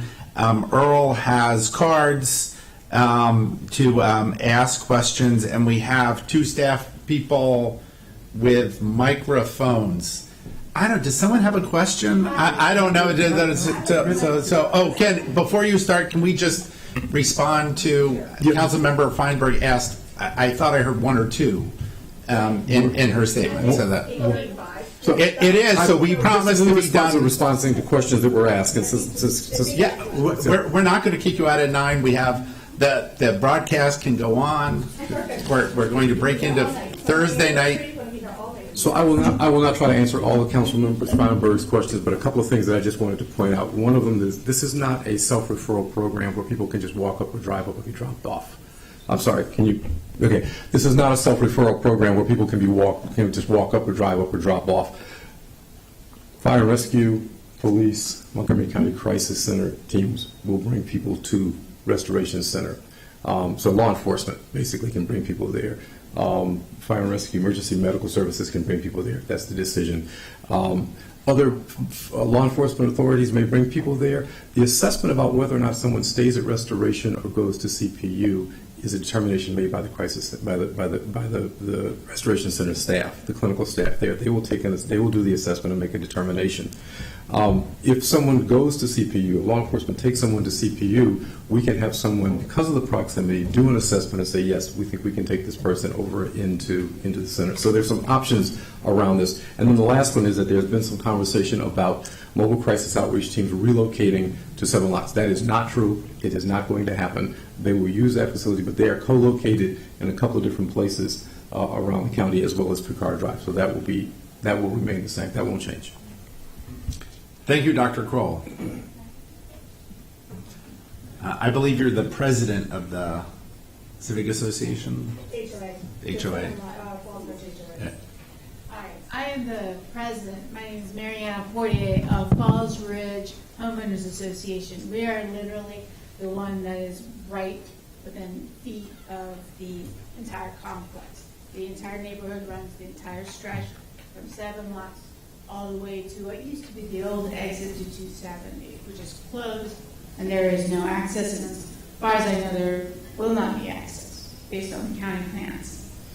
I also happen to be a criminal defense attorney for the last 24 years in Montgomery County, so I bring you a really unique perspective, because I'm the attorney of those folks that are charged every single time they get in trouble and they are taken to CPU by the officers, they're processed, and they're charged, and we go through the court system, and I'm the person asking that that prosecutor to please take into consideration the mental health and issues that person is suffering from. And the only person who has the authority to divert charges and criminals is the only person who is not here, and that's John McCarthy, the current Montgomery County State's Attorney. I asked him on Sunday at the gala for the Democratic Party about his opinion about this, and is the State's Attorney's Office vested in this? And he said, "What are you talking about?" He has no clue. There is no discretion of the crisis center or the detention center or the police not to charge. Once a person has been picked up because of an offense, they need to be charged, and the person who decides how the charges are going to be prosecuted and how far it's going to go is the State's Attorney's Office. So forgive my incredulity on the project that is missing the one stakeholder who, by the courts and by the constitutional law of this country, because criminal law falls under that, is not here.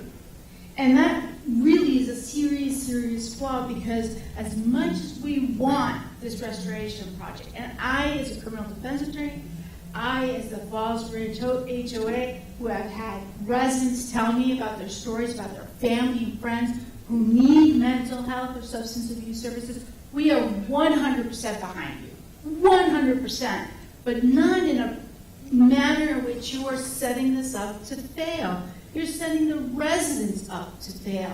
If the residents have someone sleeping on their deck, hiding under their deck, under the bushes at the park on Wooten Parkway, where they roll out from the bushes and the two little girls under 10 are playing, you can understand the concern and the fear.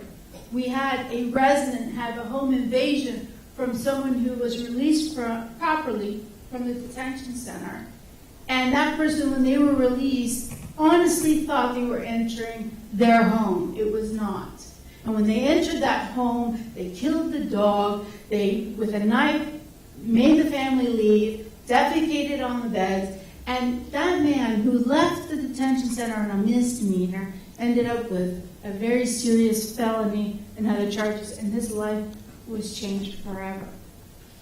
I know what that means. I know. I celebrate everyone who can recover and turn their life around. I have seen them for 24 years. That has been my career in helping those people. But at the same time, I have seen the system fail because it doesn't have all the stakeholders involved. The courthouse is not going to let you take people from the courthouse if they're released and take them back to 7 Lots in a sheriff's. If you don't get the courthouse on board, that will never happen. That's a fail. If the officers or emergency take someone and drop them off at the restoration center, crisis center really, let me tell you what half of my clients have said when they have had that happen. They walk off. They don't trust it, they don't believe in it, and they walk off. The only ones that may not walk off because it's their right to refuse treatment 24/7. So there's no, you can't even get them in the car to take them where they want to go because they will refuse. I had an individual fall asleep on my lawn. We called the police. We didn't go after him for trespass. We just asked him to leave. The police helped him along. The officer offered him a ride. And as the officer was getting into the driver's side, the person walked off, and there was nothing he could do because there were no charges being pressed or anything. And this person walked off, and we don't know where he went. And he was definitely in need. So I understand, but there's limits to what you're proposing, and the program as we have it designed does not address that. And we want to participate with you to make it better and to make it so that you can address these issues. Because if not, it's going to fail. People are not going to go because they're going to end up being arrested.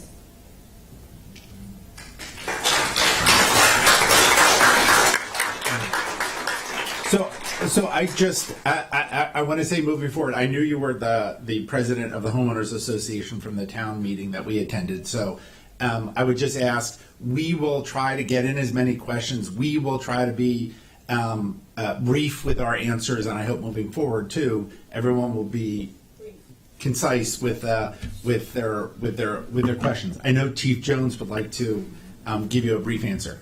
I would. I just want to respond to your statement about police officers not having discretion, and I'll disrespectfully disagree.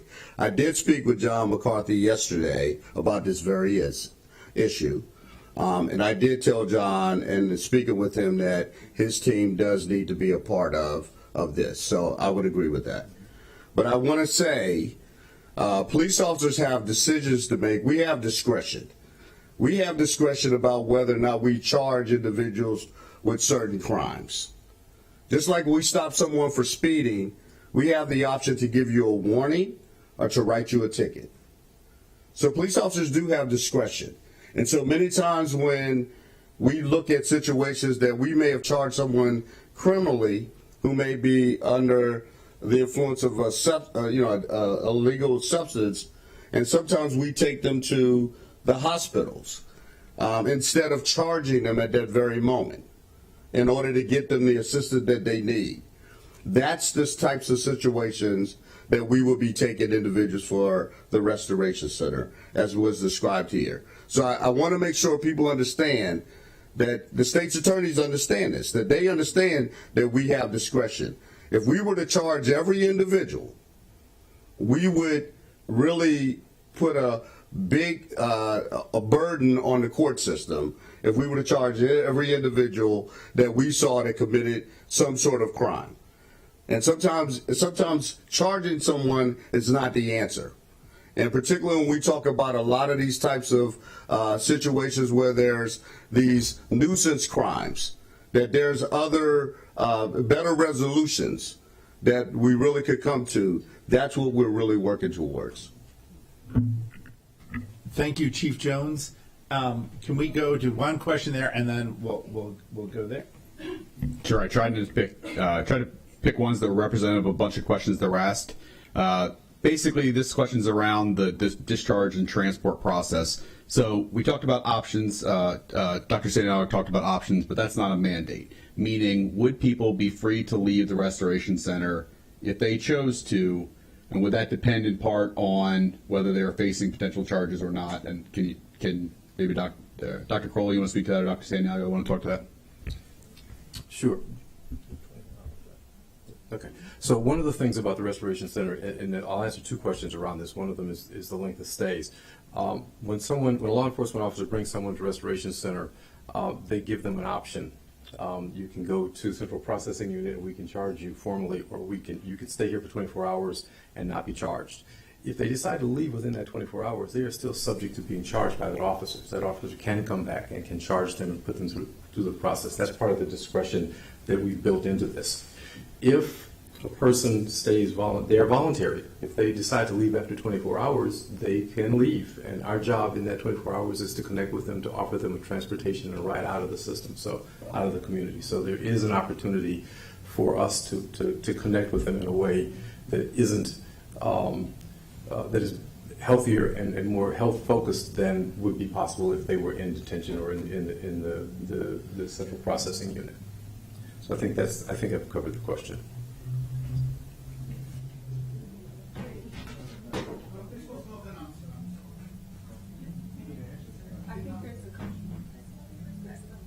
Good evening. Thank you. My name is Sarah Devine. I've lived in this county for my entire life. I was born at a county hospital, and I too have witnessed firsthand what addiction does to people. So I don't think there's a person in this room that would say they are not in support of the crisis center. Believe me, I have seen it firsthand. I've sat in the hospital with somebody who was still unfortunately suffering from addiction to methamphetamines. So that is not the issue here tonight. What I'm concerned about is, first of all, actually not only the safety of our community, because my house literally will be the entrance to this facility based on the current maps. If you leave that facility and walk away, you're literally walking to my backyard. So just to be clear, whatever you want to say about it, it's my backyard. I have a picture of it on my phone that I took. I'd be happy to share it with you. So let's be clear on that. However, I'm also the wife of a first responder, not in this community, but I am the wife of a first responder. So I understand what happens in these types of facilities. And I spoke with him in a facility near his fire station in a different district.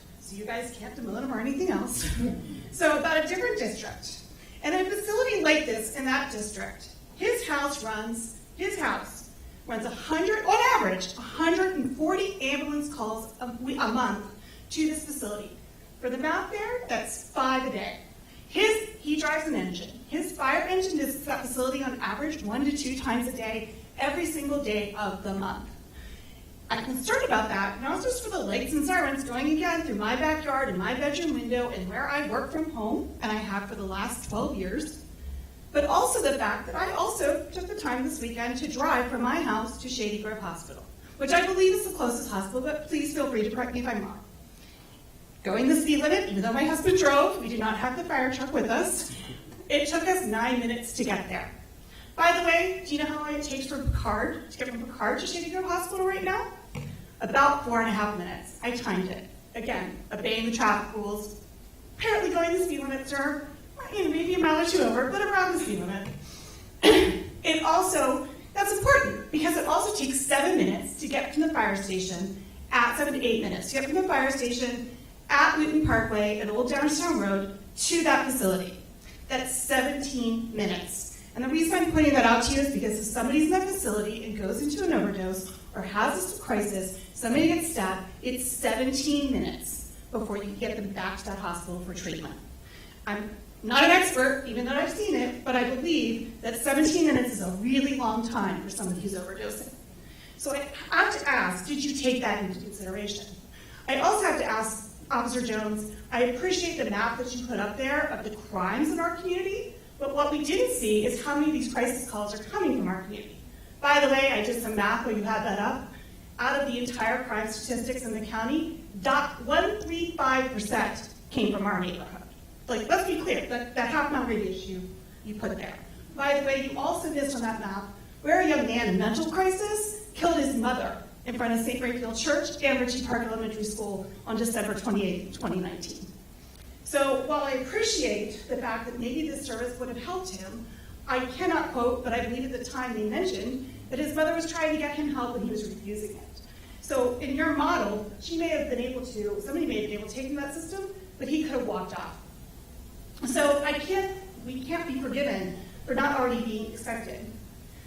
So I also have to ask, though, how many times are you expecting to be running to this facility?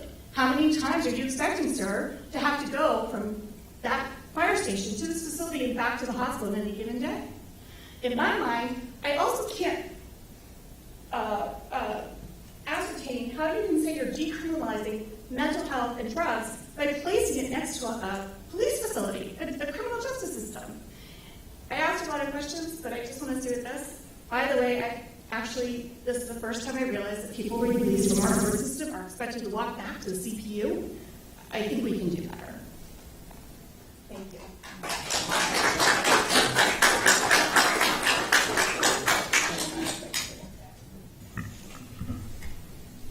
Okay, so we're going to try to rotate through. So, Mary, do you have? Yeah, I too tried to group questions around topic areas, and just to clarify, several people asked around security. What kinds of security will be there at the Restoration Center on an ongoing basis? I'll start there.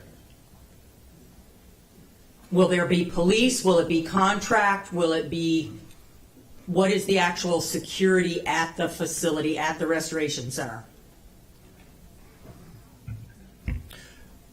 I'm going to take a shot at this. Rolando, I don't know if you're listening to this. Dr. Santiago? A question about security at the Restoration Center. I think that our plan is to have 24/7 security. I think there's a question about, there's still an open question about whether or not it's a contract security service or whether we do some work with corrections or with law enforcement to provide that security. So it's a detail that is still in process of being worked out. But I will say there will be security and there will be 24/7 security. And if need be, we will work on arrangements with DOCR and MCPD, the police department, to make sure we've got what we need. I wanted to say that Dr. Leslie had a clarification as well. Did you want to clarify an important point? I just wanted to clarify, I do hear people saying that individuals can walk off. They can refuse treatment. They can't refuse treatment, though, if there's dangerousness involved.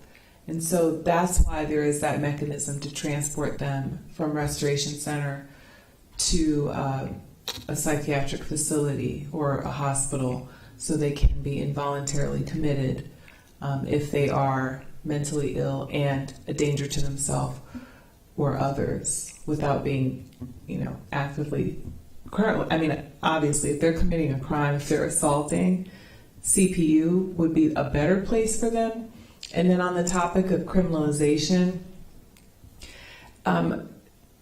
unfortunately, right now, the only way to mandate treatment is through the court system. So an individual may be in the court system without receiving a felony, right? They may be ordered for treatment, but without receiving a felony. So being involved in the court system doesn't mean that they're going to get a felony on their record, but they may be involved with the court system to get treatment.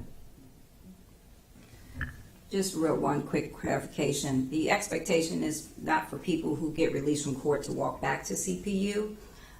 We do offer the CAB vouchers, but for a number of reasons, people may choose to either wait for their family that doesn't show up, or the cab is taking too long, and then they decide to walk. Based on some of the meetings and conversations here, it's underutilized, and our approach is to figure out how can we get people to utilize that service. But that is not the expectation, so I just wanted to clear that up before we continue. Thank you so much, though. And we're the only jurisdiction that does that. I'm sorry. We're the only jurisdiction that does that. Does what? Release from the courthouse as opposed to the jail. Okay. Well, when a person goes to court, if the judge releases you, we have no authority over you. Right. And so, Everywhere else, they take them yeah, back to jail. yeah, From jail. yes, yeah. I mean, once your time served, your time served, and so, thank you, though.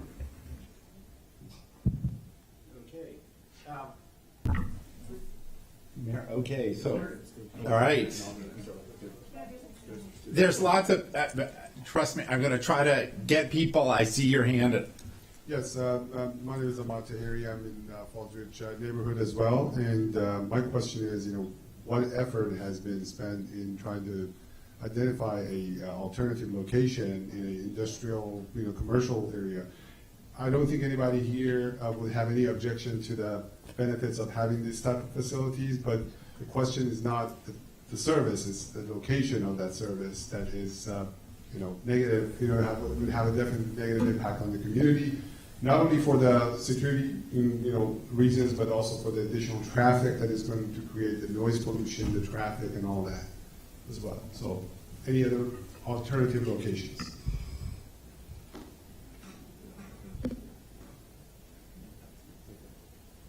So I think that we have looked at alternative locations, several of them. The challenge for us is not the location of the building; it's what happens with the service in the building. And the proximity to CPU, as you've heard, is centrally located for services from Damascus to Silver Spring to Poolsville to Rockville to East County. So it is centrally located for law enforcement to be able to bring people to a central point. It's also the case that there is movement back and forth between CPU and the Restoration Center that makes this a desirable location. The Sorry, but it's not.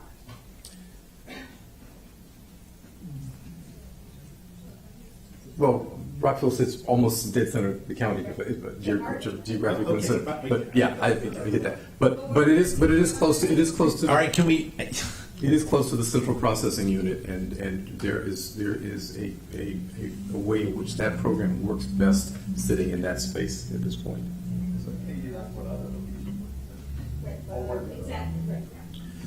We have looked at Picard. We have looked at an industrial park. I don't know which one.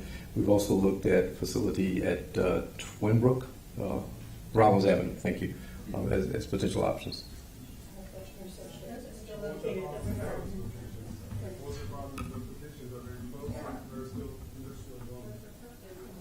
So I understand the degree of frustration over this, and we will try to answer those questions. I mean, part of it is we do have. I mean, you've heard the central processing unit is at the current site, and the benefits of co-locating it there with the other facilities that are concentrated here in Rockville at the core, the county seat, the center point within the county, which it has been for centuries. The jail was right here in downtown Rockville, and so over this is where for centuries this has been the center point of the community and of the county government.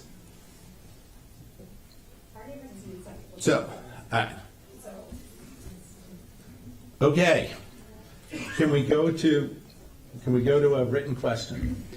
Yeah, there's a couple questions like this, but essentially, why the focus on a restoration center versus a bunch of other longer term treatment options? And I think the important point here is the center's not being done in isolation. There are other things to address, and I'll turn it over to Dr. Kroll. Thank you, Dr. Sutter. I think that's right. This is not a one-off thing. We have expanded our mobile crisis outreach teams. We have increased our crisis intervention team training for law enforcement officers. We have expanded the mental health services in schools for children who are, as we've come out of COVID, and we expect to continue to grow that in partnership with folks. We have also expanded our street outreach, our outreach teams to try to do more work in the communities to outreach and engage folks. Our homelessness services, outreach services have increased over the last several years and expect to continue. So it is part of growing of our behavioral health system to try to make sure that we, decriminalize this. And also, some of you will be aware that we've been talking about civilian responses to mental health issues in the streets. Homeless folks who are acting strangely or bizarrely in the community, that a lot of times law enforcement gets the call. We've been working as part of crisis now to figure out how do we divert those to civilian responses, so we're not involving the police unless it is absolutely necessary to involve them. We know that we can't answer all of those calls at this point with the resources that we have, but we're trying to grow the system to across a number of fronts. Go to a question on this. Oh.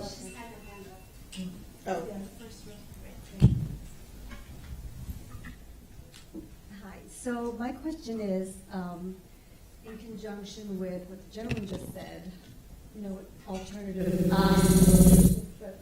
But my thoughts are, the land that's sitting there is worth a lot of money.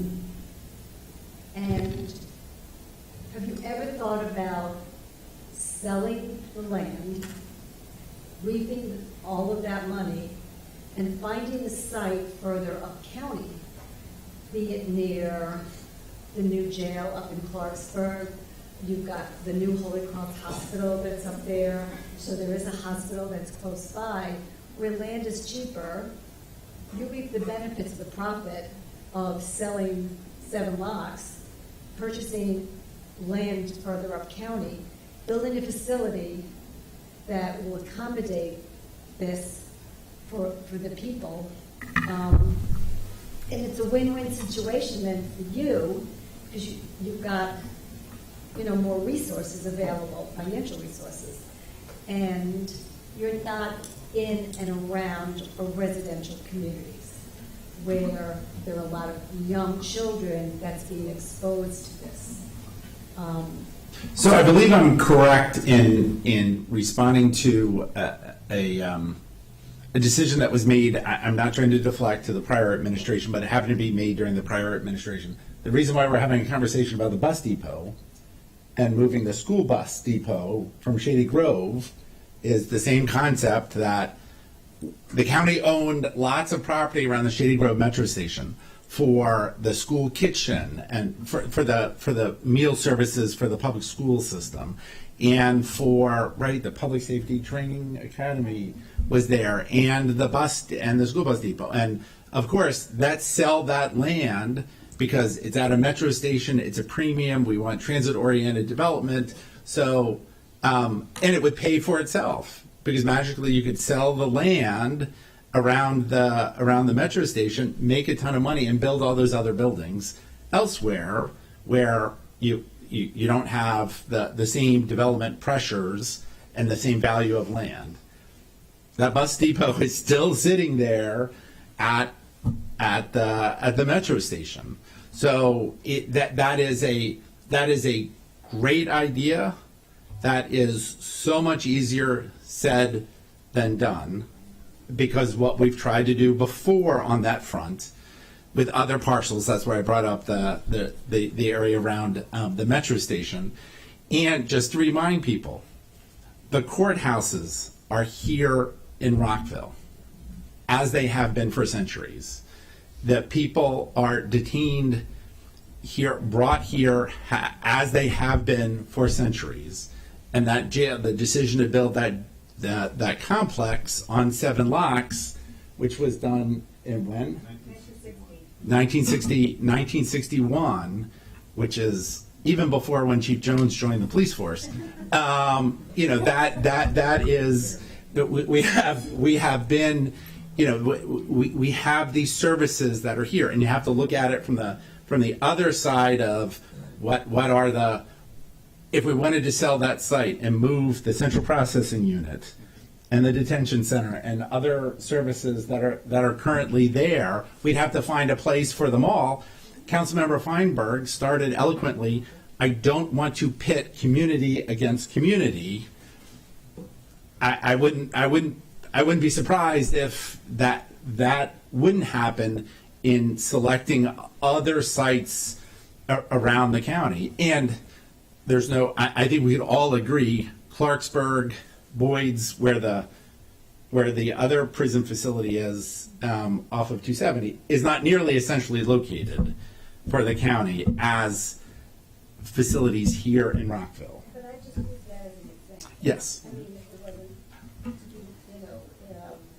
contiguous to their jail, but it was just, we think about the value of the land we own all the time. David has no hair because he's pulled it all out from all of his ideas of what we could do with all these different facilities. So it's not like we don't think about that. We aggressively do. There are a lot of strong reasons why Rockville is the best place to site this facility. I know. Can we go to a question on this side?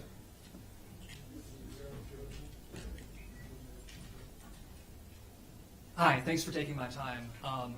My name is Donald Patty. I actually live in Gaithersburg, and I think one of the good things that I've seen here so far is a lot of us are in support of a diversion program, think this is a good idea, see the benefits of it, and are happy to hear the success stories that come from that. So thank you for sharing those, even though it's something that is potentially vulnerable for you to share. Because I live where I live in Old Town Gaithersburg, I live near the Wells-Robertson House, and we do have discharges from that facility, and there are from time to time nuisances that come from that. We certainly are, we live with that, we accept that, we work with the people who come in and out of that facility. It's relatively small. We might see 2, 3, 4, 5 issues come from that in any given week. By centralizing a facility like this, you are magnifying that problem enormously. I personally think that's a big mistake. I think you should really look at a centralized model, something where you perhaps put these in the neighborhoods, you put them next to the police facilities or inside the police facilities, have a concierge there, a social worker there to be able to provide the initial services and the coordination, and take advantage of what you're seeing here on the walls, which is technology and virtual communication to allow the experts to provide the services from a centralized location. And if you use that model, you're really lessening the impact on neighborhoods like 7 Locks. And thank you. Thank you. Do you want to hit a question on the? Do you want to hit a question on this side?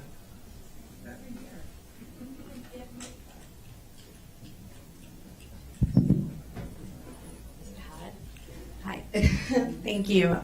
In the interest of full disclosure, because many people here are from the Falls Grove neighborhood, I am actually from the Twinbrook neighborhood in the city of Rockville, where we're very proud to be the border with the Avery Road Treatment Center, and we're looking forward to that capital improvement project. I'd also like to say thank you to all the people in recovery. I identify with the recovery community, and I'd like to apologize in advance for any stigmatizing language that you've heard that is not representative of the city. I think one of the most important points, and it's actually, I think it was at the end of your presentation, Mr. Malino, and that was the vision for the center.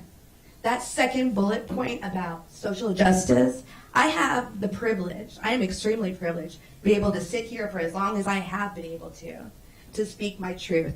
But there is no one in this, that is a place of privilege, and not many people can spend the amount of time that I have advocating in support of the Restoration Center, because nobody's going to be advocating for people in and out of the criminal justice system, and no one's really advocating except for the people up here, and I apologize.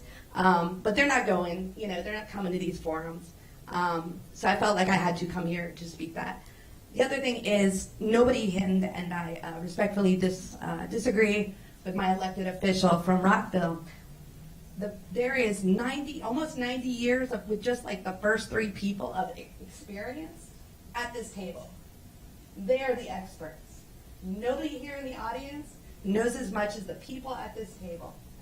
And the only person missing at that table are the people in recovery, but that's because they went and sat down. These are the people that need to be at the table. And I think the community is a vitally important part of that, but it's not the sole point of it.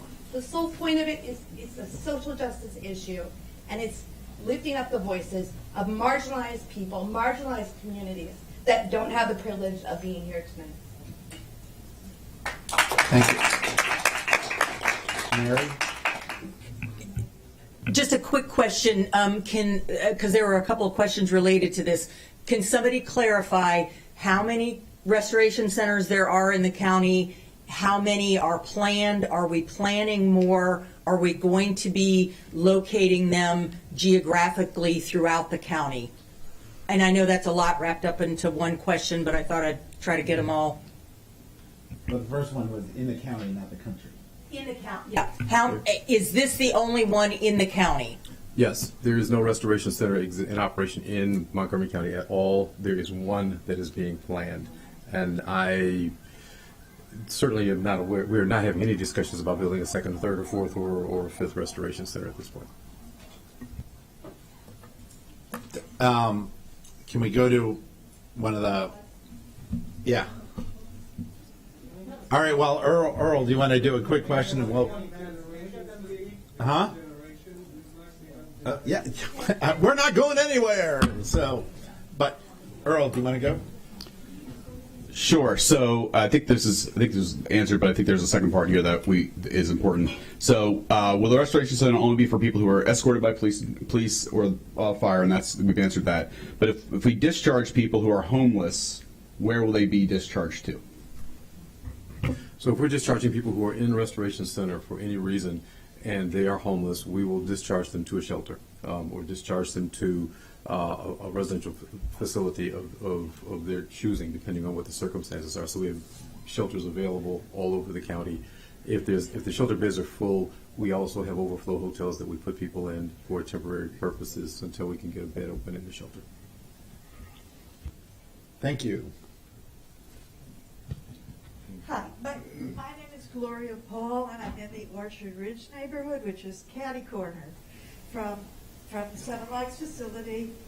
I've lived in the neighborhood for 36 years, and back in the 1990s, I was the co-chair of the Rockville Public Safety Coalition, along with, I'm having a senior moment, Nancy, it's been a long time, from the Falls Ridge neighborhood, Nancy Schoenfeld. This project of having two jails goes back to 1995 with a council resolution.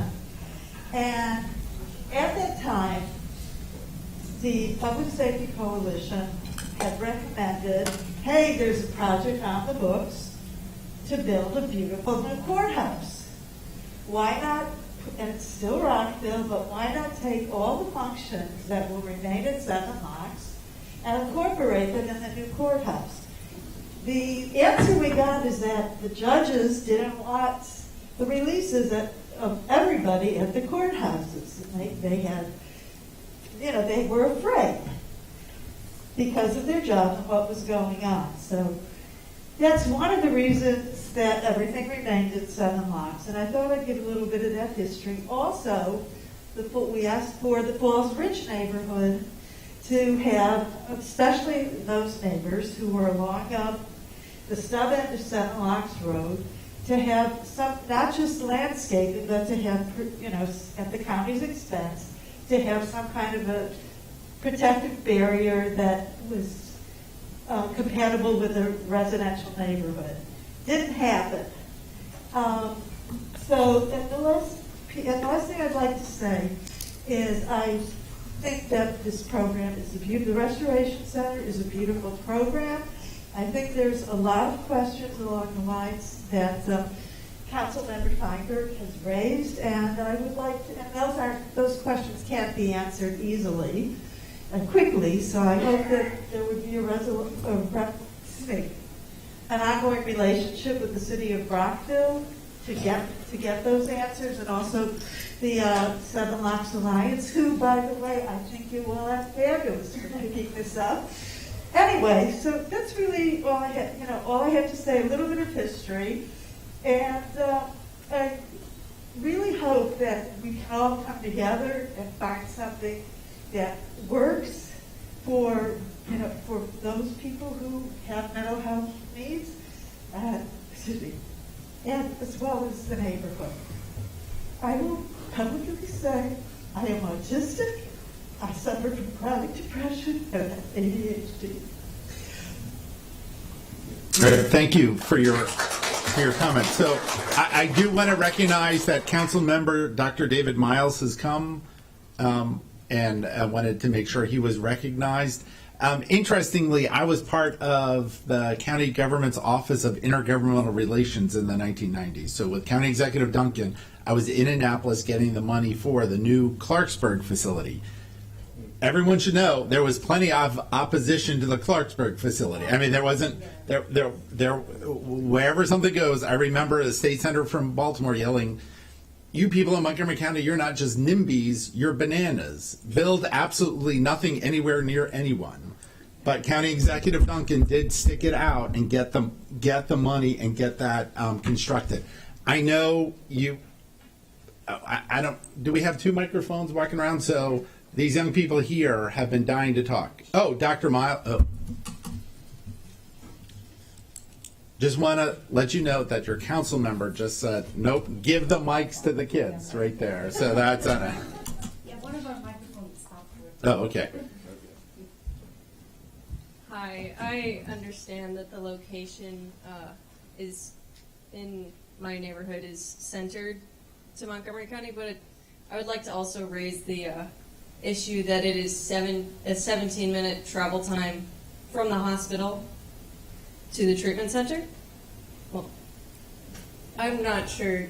And back. I'm not sure if you know the statistics, but 109,000 people from a period ending in March 2022 died of a drug overdose. And that is nationwide. Nationwide, yes, of course. Not just in Maryland, no. So I'm just wondering, how do you think the 17-minute travel time, not even including them being found in the first place, will impact people that are suffering and overdosing?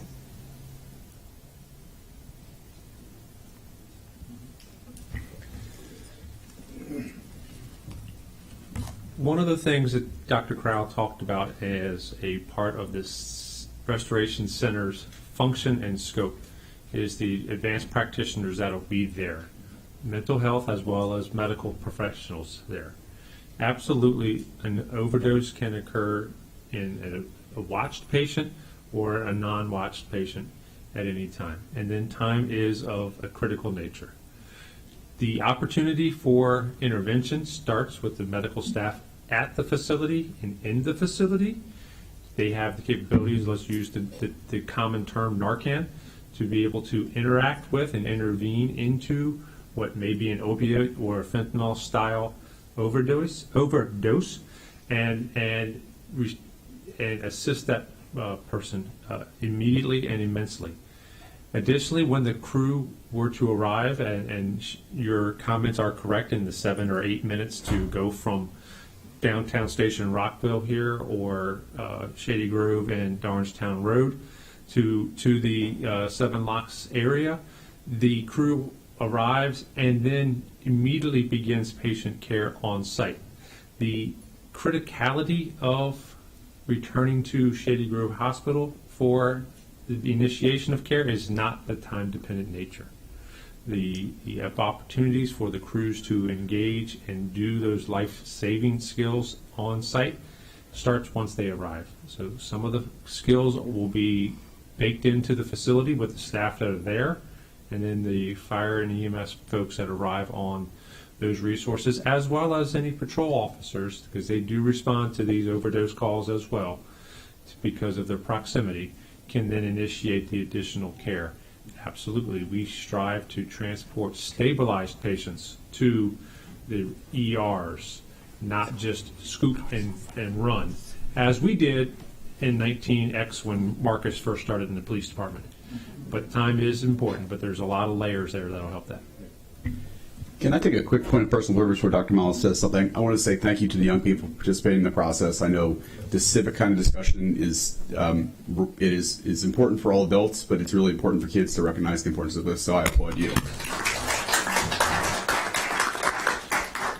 I would echo that sentiment as well. It's good to hear future voices, future council members and county executives sitting in the audience now weighing in.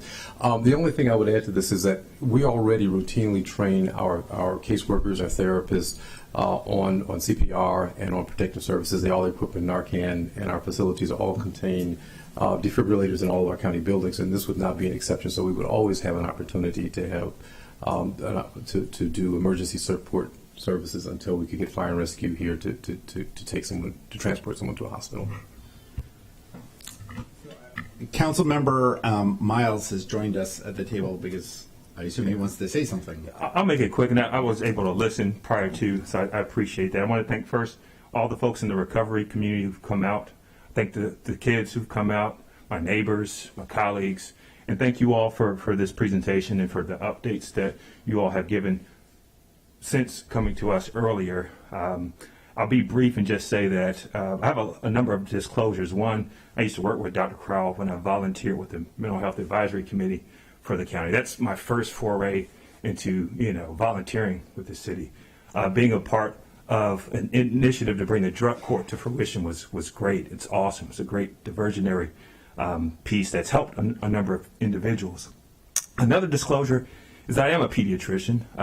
I've worked in emergency rooms where people who are obviously intoxicated make it difficult for me to take care of my own patients because of unruliness. And they had no business in the emergency department. The police officers that brought them in shaking their heads because they could be doing something better with their time. So, certainly that's not the place for them to receive care. And certainly police officers love y'all to death, but they're not, they're not drug treatment professionals. They do the best that they can. So I have mixed feelings about this. I'll be quite honest. So I've taken care of patients, but I also live in the neighborhoods. There were 2 dots in my neighborhood where situations have occurred. A person from the jail broke into one of my neighbor's cars. I biked past the detention center probably 3 times a week earlier this afternoon because it was such a beautiful day. So I'm in the community. I'm there with my daughter. So I mixed feelings. I'll say it best. I do know that we need this facility. It has to go somewhere. I don't know where. If it does, the jail's not going anywhere. That seems to be obvious. I'm glad that the bus depot won't be coming for other reasons. But if this does come, I think my biggest concern was expressed by everybody here, safety. I want to make sure, selfishly, that my daughter can, get home safe. I want to make sure that you all are safe. And I'm reassured with a number of things that you all said thus far. But just, to restate that, as we move forward and we hear even more updates in the time to come, And as Dr. Crowell ended, his remarks earlier, I know that safety is your highest priority, and it is ours, and we just want to be reassured with, wherever this ends up, that everybody, the people needing treatment, the neighbors, the kids, everybody's safe. That's all. Thank you. Thank you very much, Councilmember Miles. So, Mary, do you have? Yeah, this is a group of questions, and it's kind of around the whole process of transportation out. Will people be given their choice? Just to clarify, the transportation out of the restoration center is at the person's cost or the county's cost? That's part 2. And part 3, are we determining which mode of transportation, and does the person have to do what we say they have to do, or can they just walk off on their own? Kind of, that's all wrapped up in there. The easiest part of the question is that the county will pick up the cost for the transportation for folks, just so that they don't have to. That's not something that constitutes a barrier for folks.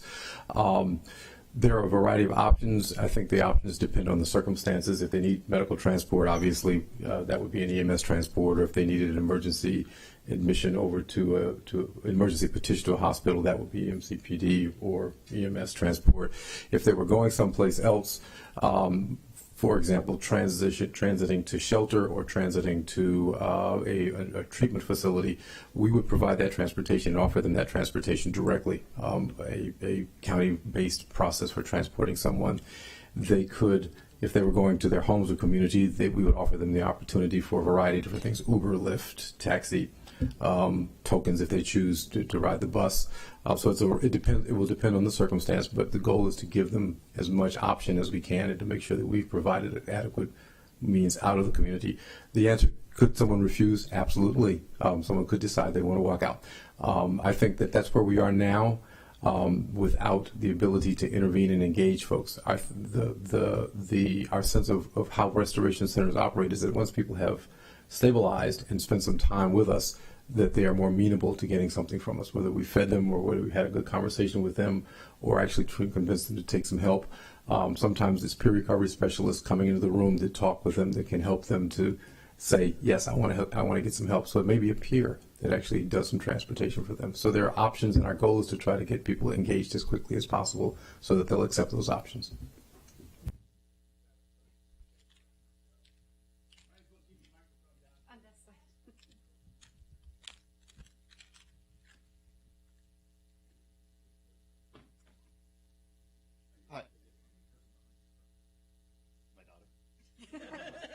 I will give it to my daughter. Hi. Okay, so firstly, there's 2 things I'd like to touch on. The first thing is pedestrian safety. I know that I usually walk over to Park Potomac quite often, if it's like for a Starbucks or a Walgreens trip, whatever, and I really do not want to be concerned about my safety walking over there often, looking over to my left, and just simply having the fear that you might encounter someone who's sincerely in a mental state that cannot be controlled and it could be potentially violent or dangerous. The second thing I'd like to touch on is the location. Obviously, I know that I would not like that in this location. However, there are industrial areas of Rockville. I know you were talking about centralizing it in the county, and I'd like to ask, have you been looking at these industrial areas of Rockville, and would you like it to be closer to the metro?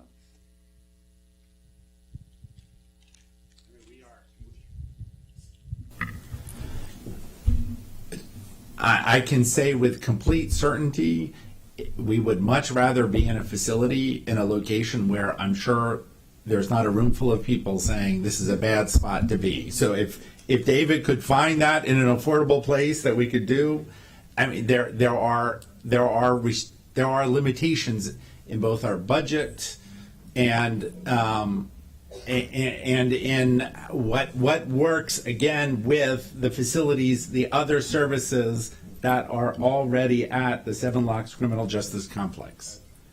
So, yes, sir. Thank you. Actually, that leads me perfectly into my question. But the first thing I just wanted to say is I'm actually really proud to live in a county that takes this seriously. It takes the decriminalization of mental health and addiction services seriously, and that we actually are here having this discussion, so thank you for having this discussion. What I wanted to ask about, one of the main cornerstones that has been stated tonight is that the facility needs to be there because it is next to the CPU and the detention center. But the Crisis Now organization, which I appreciate that you had somebody here for, that we were trying to follow, actually specifically discourages being next to criminal justice facility for all the reasons that have been stated here tonight. The appearance of being near where people would be admitted, in fact, it's very possible people would have been admitted before, would deter people from even taking an ambulance to this facility. Or the fact that they're not actually able to self-admit means they can come by police car or by ambulance, and those are their only options, right? And if they will not go by ambulance, that means the only way that we can actually get them to this facility is by calling the police. I think that's actually the opposite of what we're trying to do. So the Crisis Now model does provide some guidance. One of the key things that it provides for is mobile crisis units. And I haven't heard that discussed at all tonight, but that's actually a really important part of what we need in this county, is to bring crisis resolution to the people that are in crisis. Bringing them from their homes and from other places is not the first option, or even the second option, or even the third option. And the Crisis Now model, actually, in their best practices, is very clear about this, that is what the focus should be on, and this restoration center is the backstop to that, right? It's if that isn't going to work, or if they're evaluated on scene. But the evaluation on scene is with a mobile crisis unit is done by a professional, by somebody, again, that is able to evaluate them using the locus model to say they should go to the restoration center. So you should know that, you'll be very happy to know that Councilmember Katz, as chair of the Public Safety Committee, County Executive Belrich, the colleagues on the council have championed this issue, and we are moving forward with mobile crisis teams. Yes. The Crisis Now model, you nailed it. You get two of the three prongs of this. One of them is mobile crisis outreach. The other one is air traffic control, centralized coordination of information around folks. And the third one is the restoration center as a stabilization opportunity for folks. We started this with mobile crisis outreach. 2 years ago, we had one mobile crisis outreach team, civilian mobile crisis outreach team for the entire county. Now we have three, but seven across 7 different shifts at this point. We have 2 different locations. Okay, so the issue is growing the mobile crisis team. We've grown the mobile crisis team with support from the council and from the county executive. We have also been spending an inordinate amount of time in communication strategies with the 988 numbers, our suicide partners, the folks at 911, our crisis center call centers, and 311 to make sure that when calls come in, they are centrally managed and triaged. And the restoration center is simply the third leg of this process. So you're right. All 3 of those things are in play for us. And I just wanted to kind of finish my question, which I appreciate that, and I'm very happy to hear that.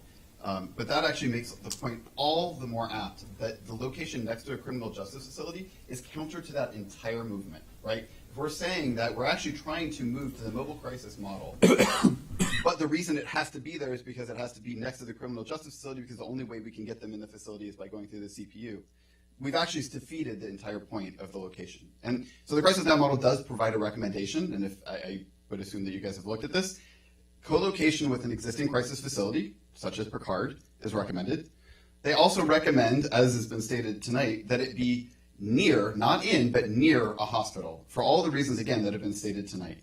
So again, the location selection, and that is the only reason that's been given for this particular location, is counter to the Crisis Now model in a very clear language. Thank you.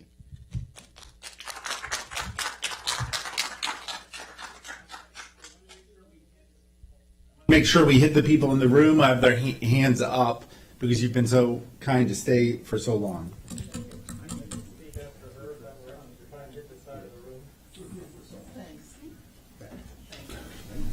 Hi, my name is Hannah Fisher. I've lived right off Falls Mead for close to 39 years, so I've seen a lot of changes in the area in that time. And I had a question to direct to Police Chief Jones. He said that, or inferred, that our area was safer because 18 hours a day the police tend to cycle through to get gas, return their vehicles and whatever. What I wanted to ask him, the 6 hours of the off period, does that coincide when there's very little public transportation? In other words, between about 10 p.m.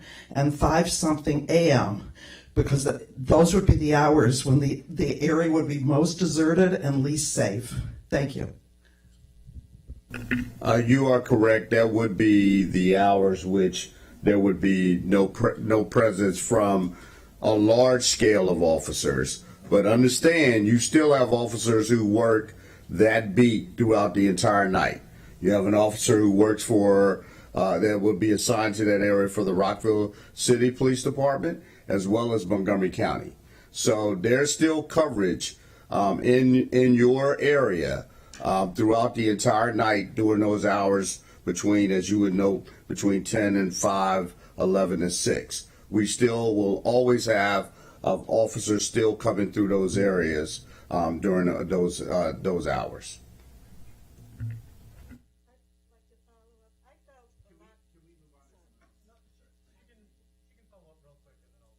I felt a lot safer. The District 1 police station was right next to the jail, and it's not there anymore. Well, I'll just say this, and I'm not trying to be smart, alecky, but many people feel like a police station is like the fire station. Like most of the firemen are in the station at one given time. The police station, it doesn't function that way. The functionality of a police station is the officers who are assigned to patrol are not supposed to be in the police station, okay? Because I want them out in the areas of patrol. Now, if they have to come to the police station to do paperwork, to do other, administrative things, that's one thing. But I just want to make sure the community understands that. I understand the feeling, right, that having a police station nearby is very comforting. But again, for me, the most important piece is my officers are in the areas that they're responsible for on their beats, okay?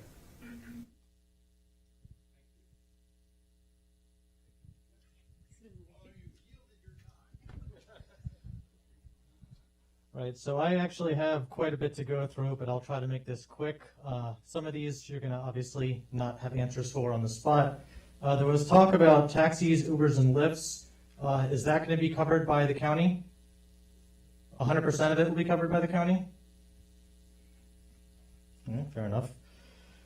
Is there any idea what the percentage of crisis center patients that are violent or have committed violent crimes trying to be brought to help, get help, come in just after having help, don't get the help they need in time? Do we have any idea the percentage that are violent or have committed violent crimes? Well, I think we've been clear that someone who's committed a violent crime, a crime against another person, is not going to be brought to the Restoration Center. No, there's a misunderstanding. Someone who assaults someone will not be brought in.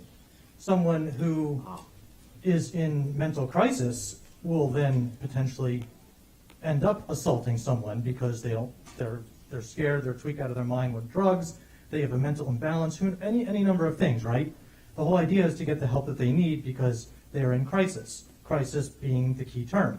So how many of these people that are not initially violent or initially, performing a violent crime end up turning violent when they are trying to be brought in for said counseling or other things?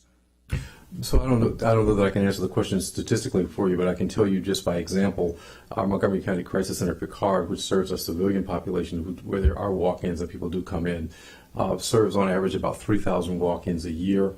In the last couple of years, there have been maybe 2 incidents or 3 incidents. There are incidents where people escalate but aren't violent, where we make a decision that we need law enforcement to come and escort them to an emergency petition. But the number of times we've had someone turn violent in that crisis center is statistically very low for us. So we can do some numbers, we can run some numbers and try to answer that in a more formal way. The other thing I would reiterate is that 2 things happen that we've now put in place as a result of our our mobile crisis outreach team. And one of them is, as we're responding to civilian calls, we have a whole team of folks that are doing the background research to find out what the history of the person is, so that we have some sense by the time the crisis team gets there of their history and whether or not there's a history of violence. And that allows us to make a decision about how we respond and what the next steps are. Okay. The next question is about the incident map. You showed, I don't know the scale, but it was immediately around where the proposed site is. Okay. What about the rest of the county? What's the incident rate like for the entire county, for the entire state? You're looking at such a small window and basically pointing and say, hey, look, there's problems here. This is why it should be here. But I'm willing to bet the size of the map you had is a tiny fraction. I don't think that there was, I don't think at all we were trying to show that map as a, look at the problems that are here, that's why it belongs here. I think it was more to say that there have been a limited number of incidents over the, I think it covered a 7-year period in the map. So, but if you do want to, I mean, trust me, if you go to the police department website, you can get a map of the entire county. You can layer it. You can pick by crimes. You can go through. I mean, we put out a ton of information about our law enforcement community. Okay. So What you will find though is the area around MCDC is a safer community than almost any across the county. Or across the state, for that matter. Okay, so then in that regard, shouldn't Yes. this center be located closer to where incidents are occurring? All right. Where was I? I believe the numbers that were counted earlier were 70,000 people a year being transported. And that was, I heard about 15% were sent to, or would be sent to a place like the crisis center, which is about 10,000 is what I heard a year. So just want to understand that you are busing 10,000 people around every year into a small neighborhood? No. So the over 70,000 transports to a hospital a year is our numerics of people transported after for an EMS incident. Roughly 15%, or just over 10,000 of that 70,000, do have a behavioral health nexus or chief complaint. We are not saying that 10,000 becomes restoration center patients, clients, or visitors. It is a part of what Dr. Crowell outlined as what is eligible or available and appropriate into the Crisis Now model and to the restoration center. One of the last points I outlined is, 4 or 5 patients a day that we would take to the restoration center is a large impact to Dr. Leslie and all of our hospitals, and a reduction of people who are not appropriate for the ER to be the treatment for their behavioral health issue, where the restoration center is. We do not anticipate 10,000 people a year going to the restoration center via MCF or EMS units. Okay, thank you. I'm going to make 2 quick little points, and then I'll move on to her. There's been talk about the security, and we have all said we have issues and concerns about the security, and you noted that there's going to be some sort of security there. I'd like to know if that security is going to be centered specifically around on and only protecting the property, or if it's going to be protecting the community itself.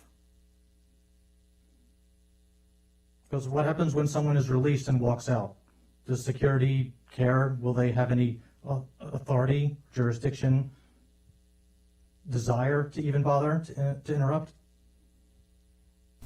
Well, I would just state that if there's anyone who's in security or policing and they observe someone who is acting erratically and need to be dealt with, they would bring the proper resources in to do that, to deal with that. We're not going to ignore it just because the individual just left the property, and that, we would just turn a blind eye to that. That absolutely would not happen. But I would tell you that generally, anybody that's assigned to any particular facility in the county, whether it's police or it's a security officer, they're generally assigned to that facility. and on the grounds of the facility, they usually will monitor. And again, anything beyond that, as far as once the individual leaves the property, if they're within sight and they see something, they would act upon that. Yeah, so insight in maybe the evening hours is probably, what, 30 feet, 40 feet? They can walk right into homes and properties. How long is the response time if someone has to call the police? My last question is, this is just a simple yes or no.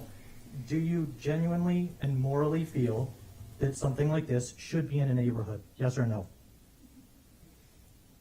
I genuinely and morally believe this county should have this facility. That's not what I asked. Okay. I literally Well, gave you a yes or no okay. question. Yes or no are the only answers. Do you think something like this should be in a neighborhood? Yes or no? This is Yes the or no? opportunity of the site that we have is the optimal site That's for not what I'm the asking. county. That's not yes or no. Okay, I'm not. It's not a simple yes or no question. It seems like it is. Yes, it's not a simple yes or no question. Really? Truly. We can certainly do better in trying to answer all of your questions and developing the concerns at continuing to constantly look. Okay, so yes, ma'am. And I would just point, we have, I mean, we did, okay. I'll be brief. Great, thank you so much. Absolutely.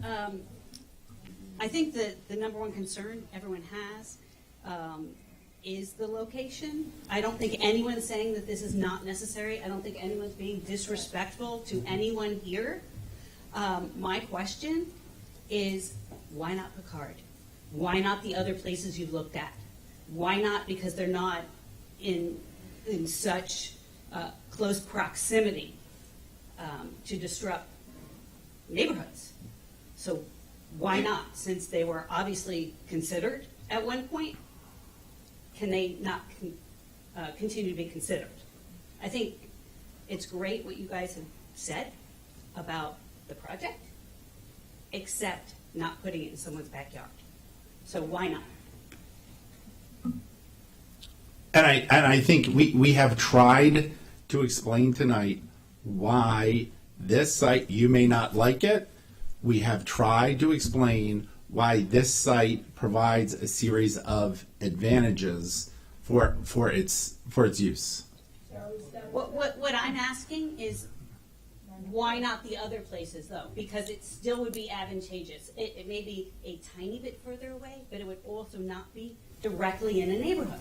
So that's why I'm asking. I have not heard why those would be less advantageous, significantly less advantageous than where it is now.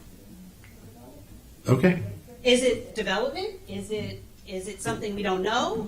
That's what I'd like an answer to. The cost? You kept saying cost. I mean, is it literally just the cost of the project is why it has to be in our neighborhood? Much cheaper to put in the commercial. I'm sorry. Yeah, I would just like an answer, not we covered or Do you mind tried, it? or there are lots of factors. I would just like an answer. So let me restate the several points that have been made. First, I come from a public health perspective that the restoration center in itself is a safety measure for anywhere, a commercial spot, in a business area, or in a neighborhood. It's a safety measure for many of the reasons that have been stated. One, it's by the CPU, and to some extent, I disagree a little bit with you, Leon, because it is also a social justice issue. We are trying also to provide an alternative to people that oftentimes are charged and sent to jail. Okay? All right? So we are never going to be able to satisfy Yeah. your answer today. Yeah. Right, everyone agrees it's a great project. Can I finish? Let me finish a couple points. We also stated a number of times the transportation options that are being considered. We also talked about security measures. So all of these are measures that we're working towards for the safety of everyone, including the clients who will use the restoration center, and that we expect that they will recover. And we expect also that it will be a public safety for the community as well, for anyone around the area as well. Okay. So we will give you the answer. I mean, we will endeavor to continue to give you the answer of why this is the preferred spot, what we looked at with other sites. We will continually look for, is there a more optimal solution in another site? We will always continue to look for that, but at some point there may not be. But it's not. Okay. There are other people too.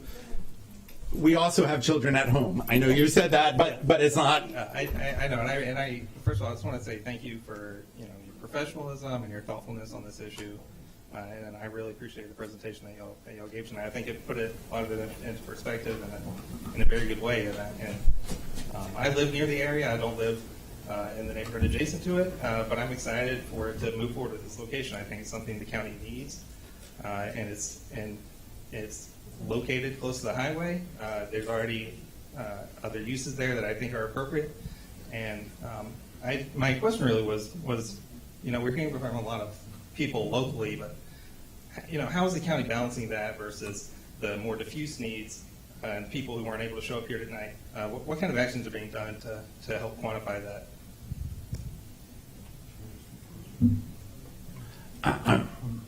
I'm not sure neither one of us necessarily understood what you were asking for.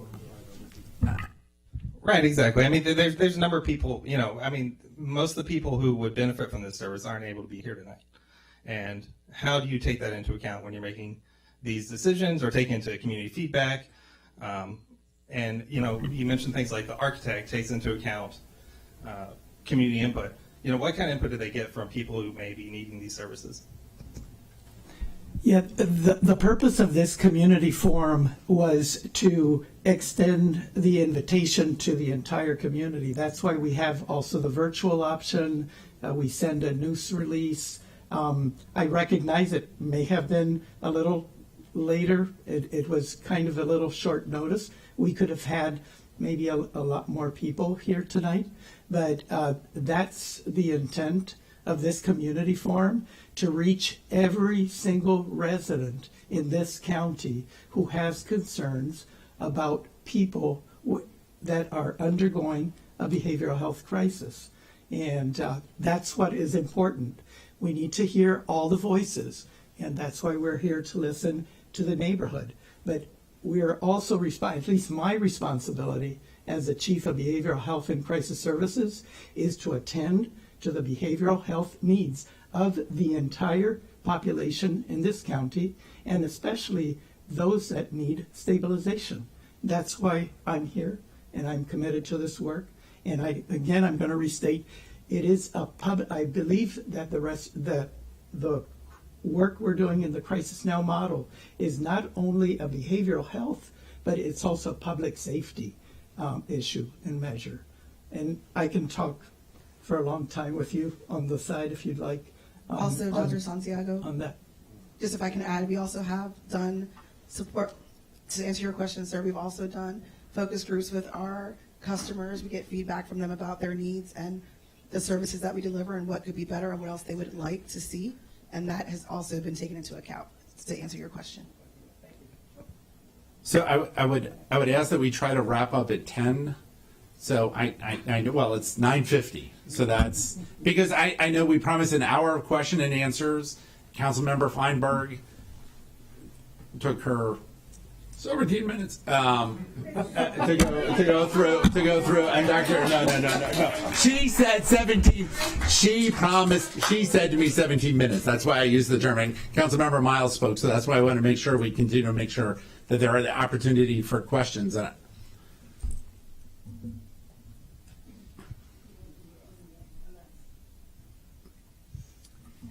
Thank you for this forum. There was a lot of discussion about history tonight, and I would like to point out that Rockville has a long history of hosting groundbreaking mental health facilities. The Chestnut Lodge was in the city for many years, in the middle of a residential neighborhood, with which it peacefully coexisted for many, many years. When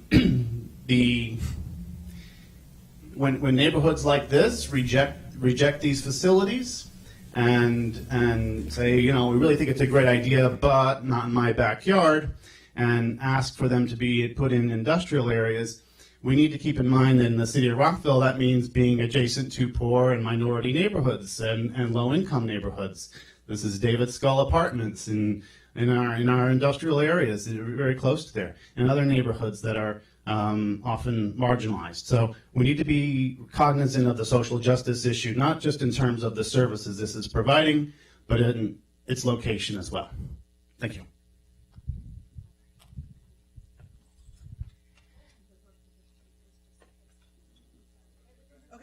Thank you.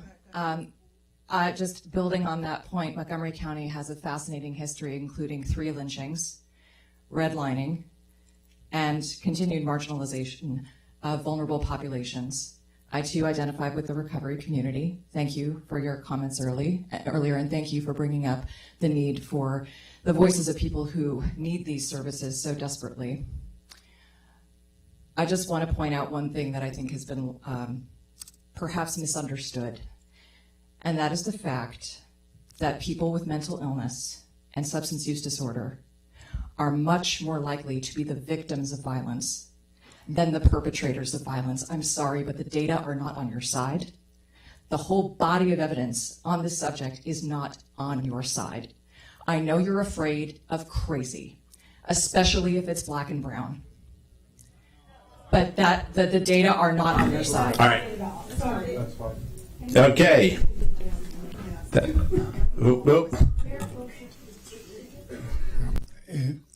Yeah, so like everybody else here, I'm all for the concept of this center and for the importance of decriminalization of people with mental problems. Let there be no doubt about it. So but the point I wanted to make, and the main observation, is that the whole lot is going through a major demolition, which means that you are going to have very few real estate assets remaining. Now, if you try to go back to 1961, or whatever the master plan decided to put these functions there were no residential neighborhoods.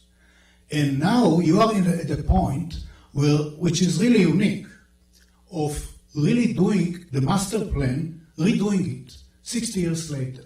You have the opportunity, all the cards are on your side.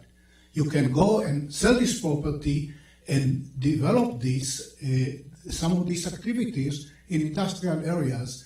And industrial areas are the right area because they will be, you will not have the problems that are raised here.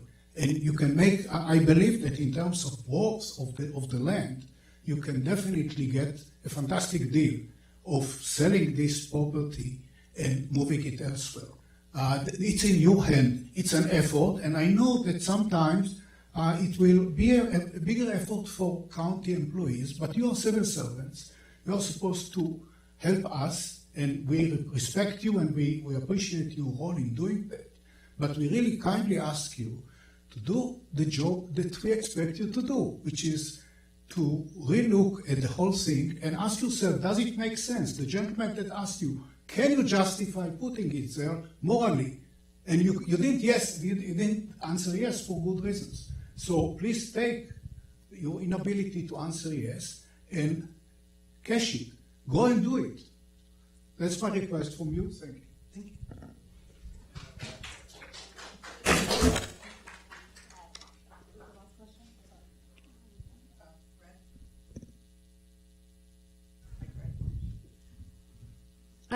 to begin this. When we came tonight, we expected to talk about the bus depot. It was maybe 5 of 7 when we were told that's off the table, it's not happening. And then you started talking about this crisis center, which frankly I had no idea what was happening. I thought that you were taking the processing unit or jail, whatever it is over there, and making it larger. I had no idea that this was on the books, this was happening. And I'm not happy about it. It's in our yards, it's close to our children, it's close to the grandchildren, somebody's, not mine. But I just don't understand that people are coming up with excellent questions and you guys aren't giving any answers. I think, what I'm understanding, that this is a done deal and that we are wasting our time tonight.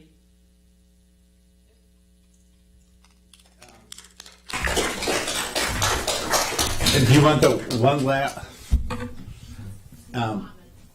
Well, we're going to, I'm trying to get through all the remaining questions just to get this. Do you have something quick? Yes. I do have it quick. So we have promised. We have questions there. We have questions with Mary. We have a lengthy list of questions that Councilmember Feinberg has presented. We will. Oh, I know. Oh, well, trust me, we know we are going to be busy about this as we continue to justify the need for this facility in our county and right now at this location. If I may make a quick point and have one chance to speak, please. We are moving for. We are going to build a restoration center in Montgomery County. We at the present time, this is the preferred location. So the answer is yes, it's a done deal. Yes, unless we want to work with the neighborhood and with the city to make sure we can design this in a way that provides the least impact on the community. We will continue. I know you have said, look at other sites. We will go back and work with the department to see if there are other sites that work geographically or within the community. We will do our due diligence on that because we need to explain it to you. We need to explain it to Councilmember Katz. We need to explain it to the county executive. So I know that case and to the town, but I mean. I want to say that I think you talked about 40 beds, 20 chairs. Are you thinking about doing a high-rise building? Are you thinking about doing like a halfway house that's over on Neville Street? What are you thinking about? It's frankly, the square footage that we've looked at based upon program requirements is not that large a building, about 15,000 square feet. It's or less. The site would be, it's a single story is what we've looked at, so it's not a high rise. Obviously, if it was on a smaller piece of ground, but talking to the professionals that operate these centers, talking to my colleagues, when we go into the design, I can tell you that talking to corrections professionals, health and human service professionals, they have certain operating requirements that make it like straight hallways so they can see things, security. They're not concerned about security, so I factor those things into a design that we have. So in all of it, it's going to be single story, and again, based upon the program requirements, it's just not that large a building. Is it gated? Well, all the security requirements will go into the site, both the site design and the building design itself. I don't know if there's. So, excuse me, real quickly. I couldn't agree more with the need for a restoration center in Montgomery County. Everyone here probably either has a family member or a friend who has had a need for these services. However, I will say, I would think common sense would say if you have a restoration center right next to a jail, let's call it what it is, if you're being taken there for the needs that, whatever the needs may be, in a person's mind, some people are going to make the connection, wait a minute, this is the next step for me, is to jail. And I know that sounds like a harsh reality, but I think that is a reality, and I think that's why a place like Picard would be a far better place for the person who needs the assistance. Having it in the neighborhood, I understand the reasons that the people here, and I think that I agree with them, but I think more importantly, if I'm a person in need and I'm taken to a restoration center and I see a jail, the spotlight goes off, wait a minute, you gotta be out of your minds. My next stop is there, not here. Picard is surrounded by office buildings and less anxiety-ridden places. For that reason, I think having it at the Seven Locks Place is complete insanity. It should not even be considered there when we have another spot that's much better. All right, thank you. And then, Chris, I don't want to revolt of the senior executive staff. You can get a 15,000 square foot build space in a building. There's a lot of vacancies around Shady Grove. There's other mental health facilities around Shady Grove. You can get a space like that very reasonable. Within 3 months, the owner will fit it to your need. You can be in operation within 3 to 4 months. You don't have to wait 2 or 3 years. And believe me, there's a lot of vacancies. I know a lot of the commercial real estate. And there's a lot of space, and the landlord will fit it to whatever you need. And it'll be so much cheaper. You have all this money, you sign a 10-year lease, they'll throw in all the improvements, and you're in business. 3-4 months.